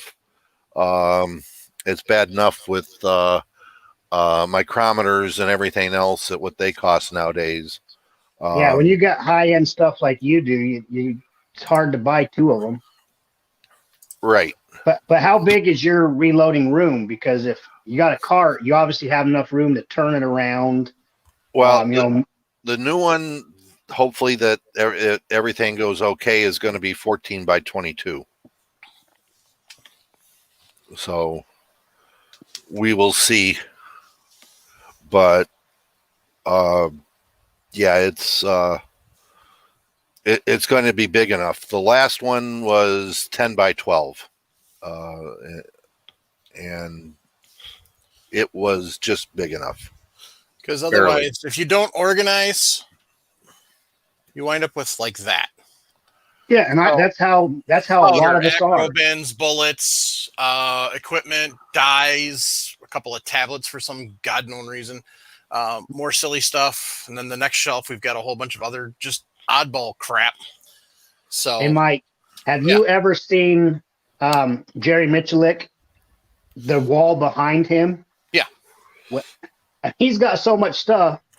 I don't know how he can find anything because everything is on a shelf behind him, just stacked on top of each other. No organization. To him, it's probably organized, but to someone else looking at it, it's just like what you showed us. You just put stuff on top of each other and you can't get to it. I'll bet you anything. Those are empty boxes. No. He's shown us on videos. They're full. I don't follow him that closely. I didn't see it. I look at it and say he's not the only one that reloads there also. His daughter reloads there. His wife reloads there. So, and I think his son-in-law reloads there. Wow. When you have that many 1050s lined up and 650s, yeah. Yeah, he's bringing in brass by the wheelbarrow full and cleaning he shoots it by the wheelbarrow full as fast as he goes. Right. So on Travis, on your idea there behind you where you were working on organizing all that stuff on the wall. Yeah. Many years ago we had tactical walls on. Yeah. And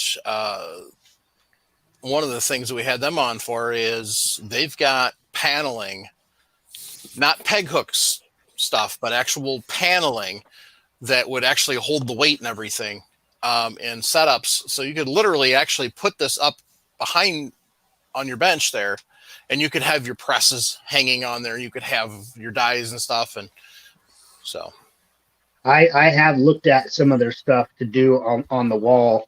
My problem is I wanted to do the whole wall. Right. And that started getting,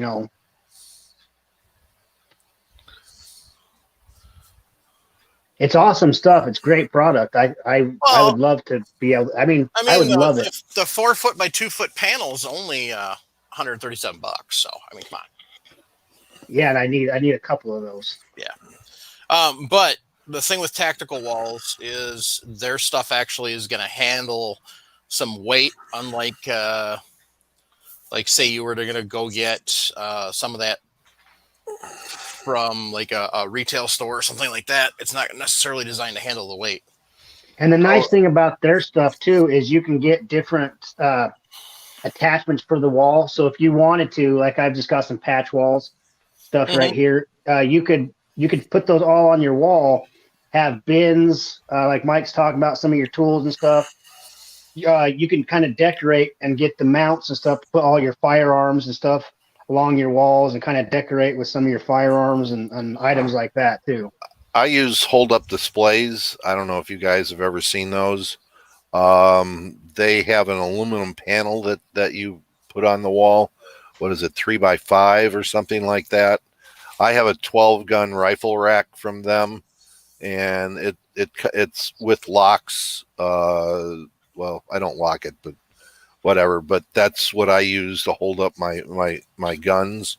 And if you can hold up 12 guns that are anywhere from 9 pounds to 20 some pounds, yeah.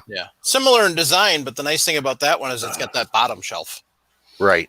So I was thinking myself about going back to the original idea of using my reloading shed. I was thinking about doing it with what they call French cleats. It's just a system that you hang, and the two marry together like that. and you can you can hang anything on it, 100 pounds if you wanted to. Well, when you start putting bullets in cabinets, then you really start to add up a lot of weight.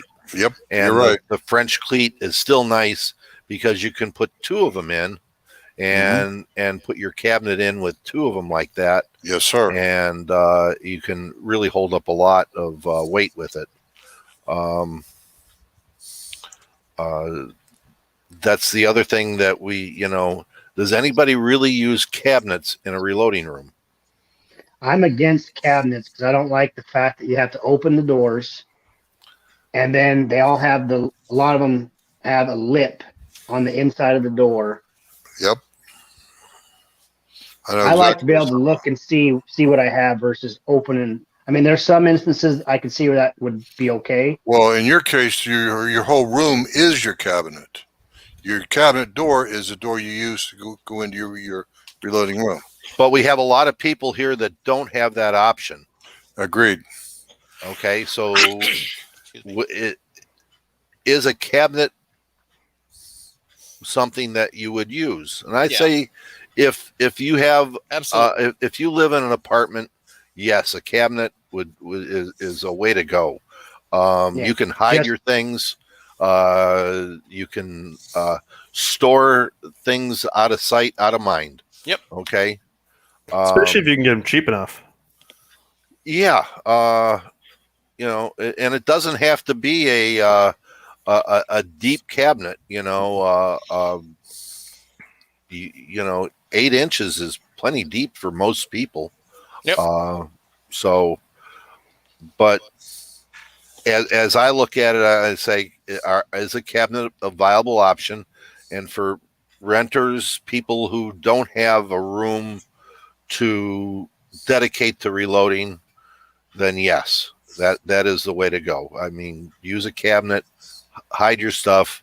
I've seen guys put T-tracks into their bench and have a door that opens up. They can slide their press all the way inside of it and it doesn't show anything other than T-track. And then they put the plastic down on top of it, and they got looks like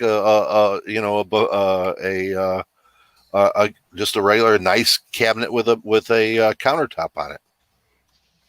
Paul, if you live in an apartment and you got to hide your reloading stuff from, say, your friends and whoever, just get new friends. New friends in a new apartment. Get rid of those people out of your life. You don't need those. It's not me. I'm just telling you, there are people that need to do that. I'm fortunate enough I don't have any of my stuff here at this place. I'm fortunate if I live close enough to my parents. Still, I can go home and reload at my parents' house. So, but I don't. Yeah. But if you had it at your house or where you're at now, yeah, I would, no doubt about it. I would try to find a set of cabinets cheap in my basement somewhere, place them there. Yeah, I would definitely have it here. No doubt about it. Okay. And most of my friends wouldn't care. Yeah. If they don't care, if they don't want to see it, no point in having them over at my house. Exactly. They ain't your friends. Exactly. Oh, I agree, but you never know when someone comes into your house. You could have a repair person there. You could have the heating and cooling guy comes in. You can have a plumber that comes in. Mm-hmm. You could have an internet guy has to come in. Whatever. I mean, out of mind, out of sight. Okay. Yeah, that's like right, when I get Paul. my own place, I'm gonna completely, and because I'm a CAD major in school, and I draw like home plans all the time when I was in school. I'm gonna completely design my gun room, reloading room from scratch. So, okay.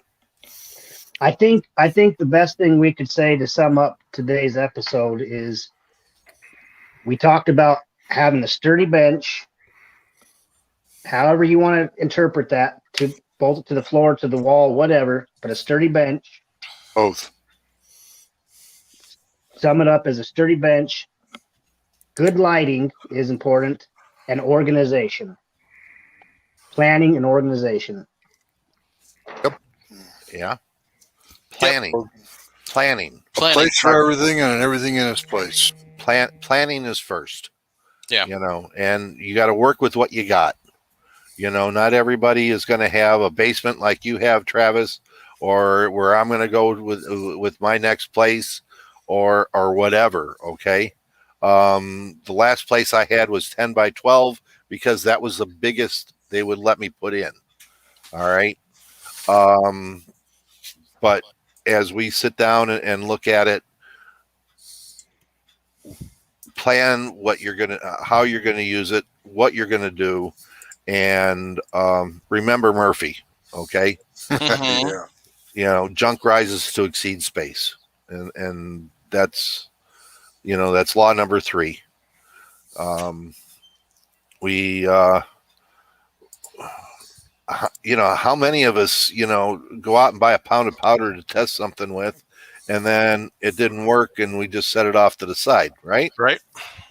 Well, you do that for 7 loads, and all of a sudden you got 7 pounds of powder, or half pounds, of whatever, and you're going to sit down and you got to store it. So, and let's face it, the other part of storage is keeping it in a clean, cool place. Mhm. So that's another thing that we add to our list of things to plan for. Yep.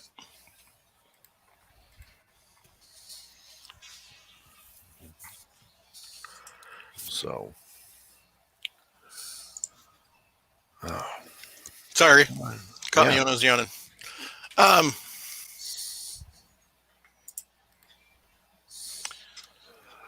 So it- John's hand loading goes. He keeps his primers in a large tool box drawer. Yeah. I keep mine in a 30 millimeter mic box. I mean, that's where I keep my powders go in another one. So they're dry, they're sealed. They don't have, they're not exposed to humidity and everything else. So, again, part of our reloading room. I have a little comment to make. Go ahead. That rascal from the Kanakistan, Jorgen Ragan, you need to behave yourself, because everyone knows that you just take those half-pound cans and start making proprietary blends is not the way to go. No, but he's learned that because his wife took him all those half-pound cans And mix it and together in mixed them one. all together and says, "I organized your bench for you today, dear." Okay. Yep. So, Yep. yeah. Just mix them well. Okay. Mix them well. Mhm. So, yeah, I mean, there's lots of different options, and it's. I mean, some of it's predicated on the space that you have to build it in. number 1. So, I mean, if you don't have a lot of space, then you're limited in what you can do, and you may be looking at like a Black & Decker Workmate or one of the Lee tripod stands or something Yep. like that. And there's a couple other companies that make them now too. If you don't have a lot of space, or something that's you have your press on a 2x12 and you just pull it out and you bolt it to your kitchen table when your wife's not around, and then when she's around, that goes and hides in a closet somewhere. That type of thing. Dining room table. Dining Yeah. room table. That's the kitchen table is the kitchen table is KT 1000. Yeah. KT is kitchen table with 1,000 pieces of paper on it. That's a kitchen table. But you know what? When my wife told me she would take great exception if I started putting press holes in my dining room table. That's why they make those C-clamps. those C-clamps and 2x12, That's right? Yep. I knew you Yeah. were going to come up with that. Yeah. We just use those what do you call it, clamps, and that way it doesn't mar the dining room table as bad. That's bad. Fuzz Forks, number 8. He said this podcast wasn't as good as Reloading with Miffy. Just saying. Ah, well. I just responded to him in the chat. So anyway, oh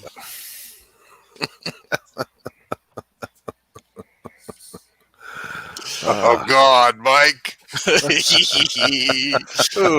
Michael Dunn says he uses a grinder stand that he built a top for to reload shotgun when he started. Grinder stands are actually really good. They're solid. They're designed to handle wiggling and wobbling without actually wiggling and wobbling. Because if anybody's ever used a grinder, we're not talking about like a little hand grinder. We're talking about one of the bench style with the two wheels that spin on the sides. Pedestal grinder. That tend to create their own gravity when they're running. Mm-hmm. So the stands that they make for those are heavy.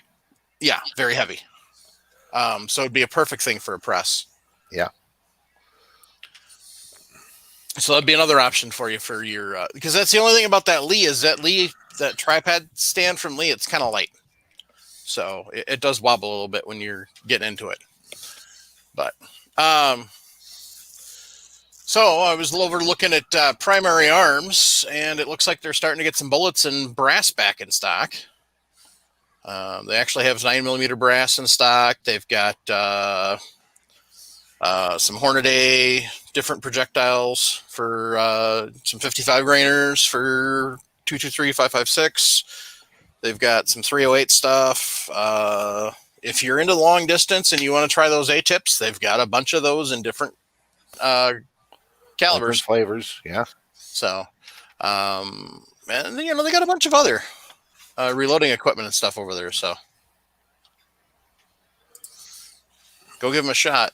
Take a look. Prices are actually pretty good, pretty comparable to other places. So they've actually got some dies in stock too. So, I mean, that's another thing that's been hard to find is dies. So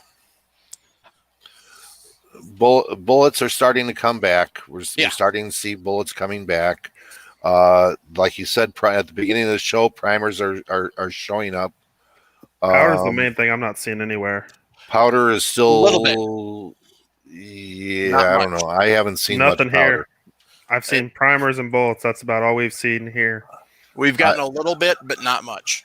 I'd love to see some 8-pounders come through. So, how you holding up on powder, Travis? I've got a little bit. I got that shelf right back there. Mm-hmm. Got some there. I got some over here. You can't see, but not powder. I can find powder that I need. It's the primers that I can't find. Mm-hmm. I think that's area wise where we're seeing differences. Powder projectiles I can come up with, but I cannot find primers. And you saw what I had. I don't want to run out. Yeah. Which kind of shocks me with you, Travis. With you being up there in Idaho, CCI's right in your back door. I know. That kind of shocks me. And actually where Jason's moving, he's fairly close to the CCI back. Yeah. So, we're seeing a little bit of powder, but I mean, it's all 1-pounders, but that's all that Cabela's ever carries. They don't carry the 4s or the 8s. I haven't gotten out much to check the other local shops around here. Brownells had primers earlier today. Somebody else in the chat said Mid-South had some too. So John's hand loading set on that Lee stand, it's designed to have a weight placed on the base, which does make a bit of a difference. But like I said, it's still kind of wobbly. I would probably look for a grinder stand instead. So, it kind of depends on what part of the country it kind of looks like. Yeah. Yeah, you're some people are getting powders, some people are getting primers, but it doesn't seem to be both. So the one thing that everybody seems to have in stock is reloading manuals, which is always a good idea. Chris Sharp, I want you to report on how you like that Southwest Precision rifle. You just picked up 8 pounds of it. Shooter's World. Shooter's World. And in fact, I got Idaho Rogers a pound of that, or 8 pound. Sorry, I got him some of that. I'm not gonna say how much, but he seems to like it. I think he's still in the chat, and I know a couple other guys who really like it too. I like shooter roll powder. I've used a couple different ones of theirs. I've not gotten the chance to test it. I was going to get some before COVID hit, but then COVID hit, so that ended that option. I just want to report on it to see how people like it. If it's really, I mean, with the good hand loads, am I going to get my SDs in the single digits? Oh, why would you go off of what other people tell you?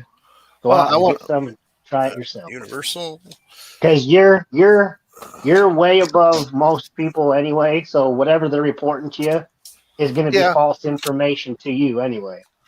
Well, I don't know. I mean, you know, it's hard being stuck with Hodgson powders all the time.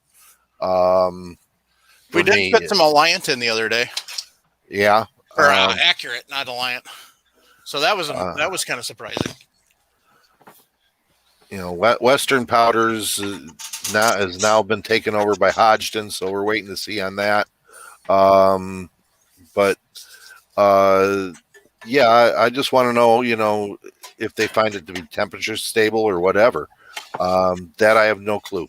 So, other than what I read, and that's taken with a grain of salt.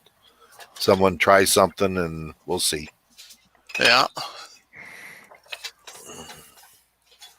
You know, you've used some, right, Travis?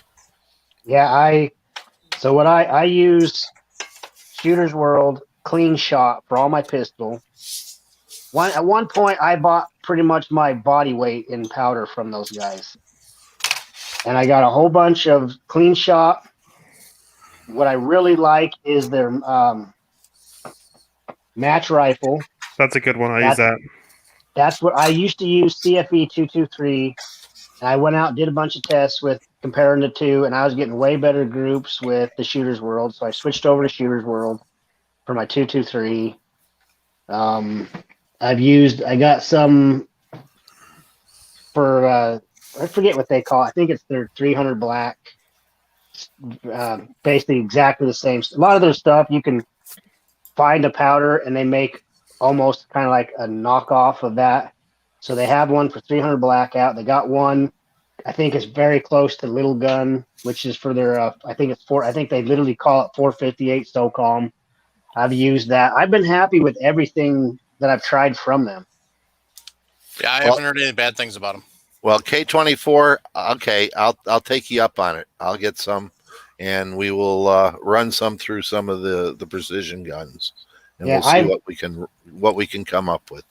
All I can tell you, what I know is it's just like Varget. It meters better.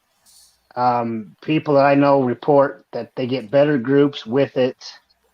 And at one point, it was always available, but that's the problem with all this stuff is nothing's available anymore.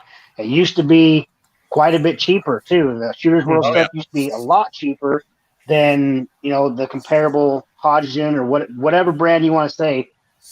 It was a lot cheaper. People started liking it. Cheaper.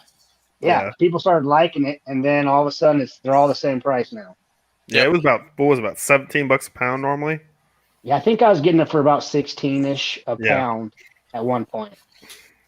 Well, that's when I bought a 150, 60 pounds of this stuff.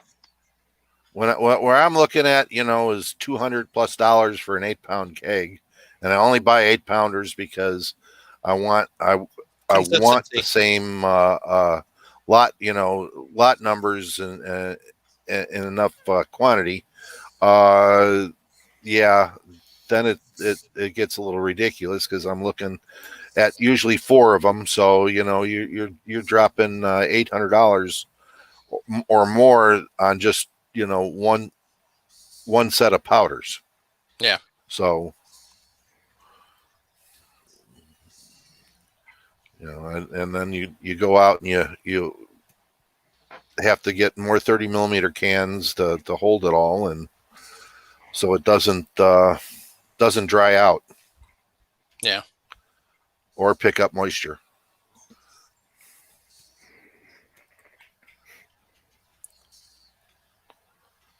Well, I think that about wraps it up for tonight.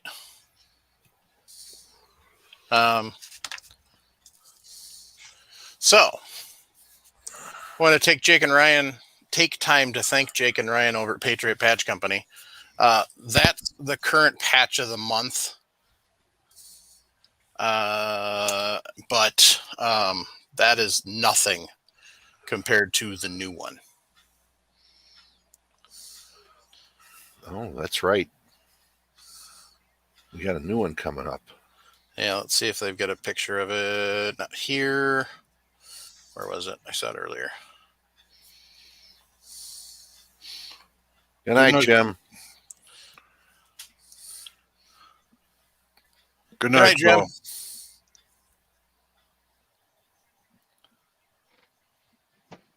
So, there's next month's.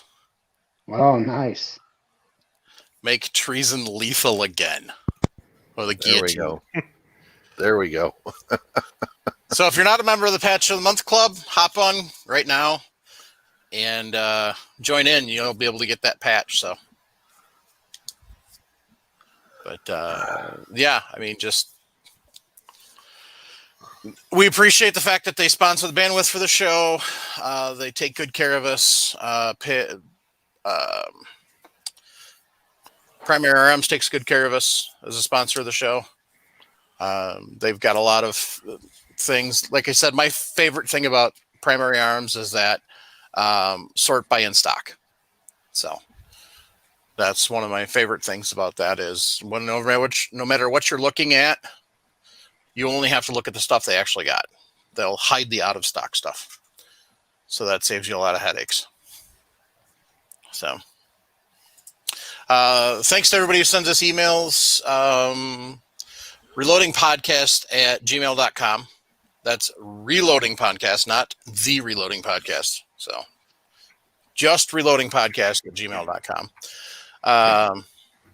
Want to just thank everybody that joins us on the chat and comments, questions, interacts with us while we're doing this live. A lot of good feedback and everything, and some fun too. So thank you to everybody who sends us a text or leaves us a voicemail at 608-467-0308.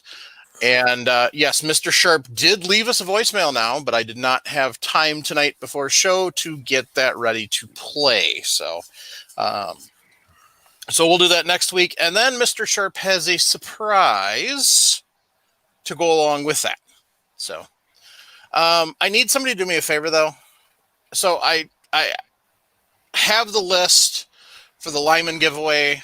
I have to do that. Travis got that list for me. I still have to do that. My life has just been lately. Obviously, by those of you who know, and I haven't actually posted a episode in 2 weeks because I've been having problems trying to get it edited. But also, we did a live show giveaway for a couple of patches.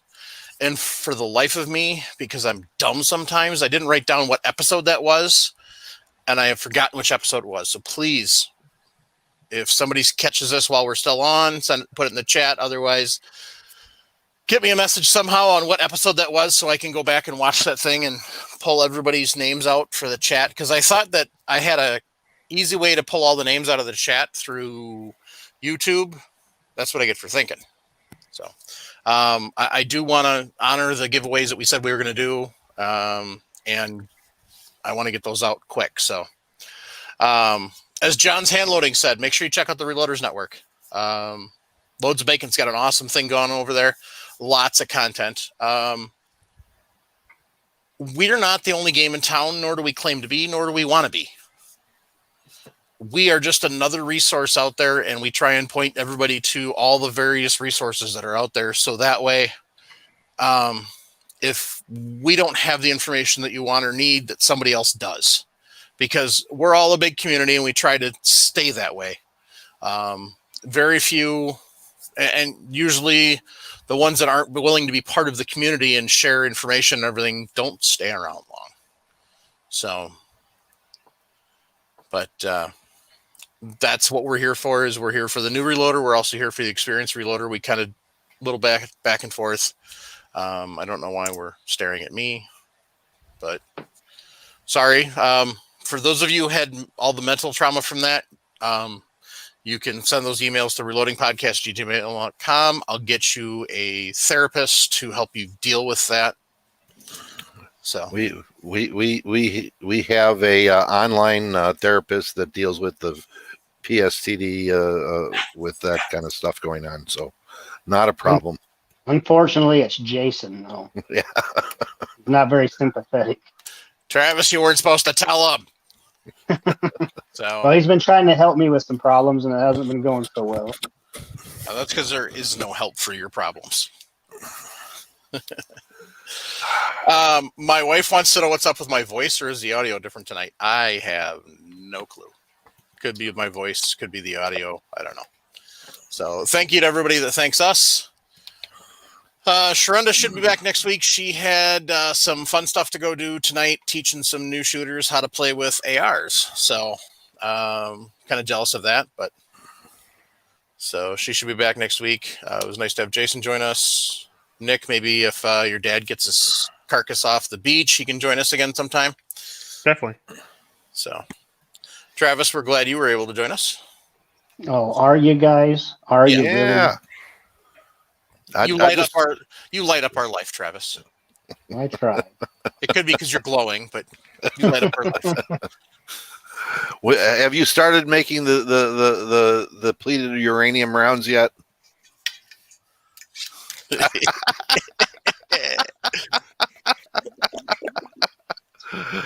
Oh, our Patreons. Yes. Absolutely. Thank Yeah, huge shout out to the Patreons who help keep this show rolling along.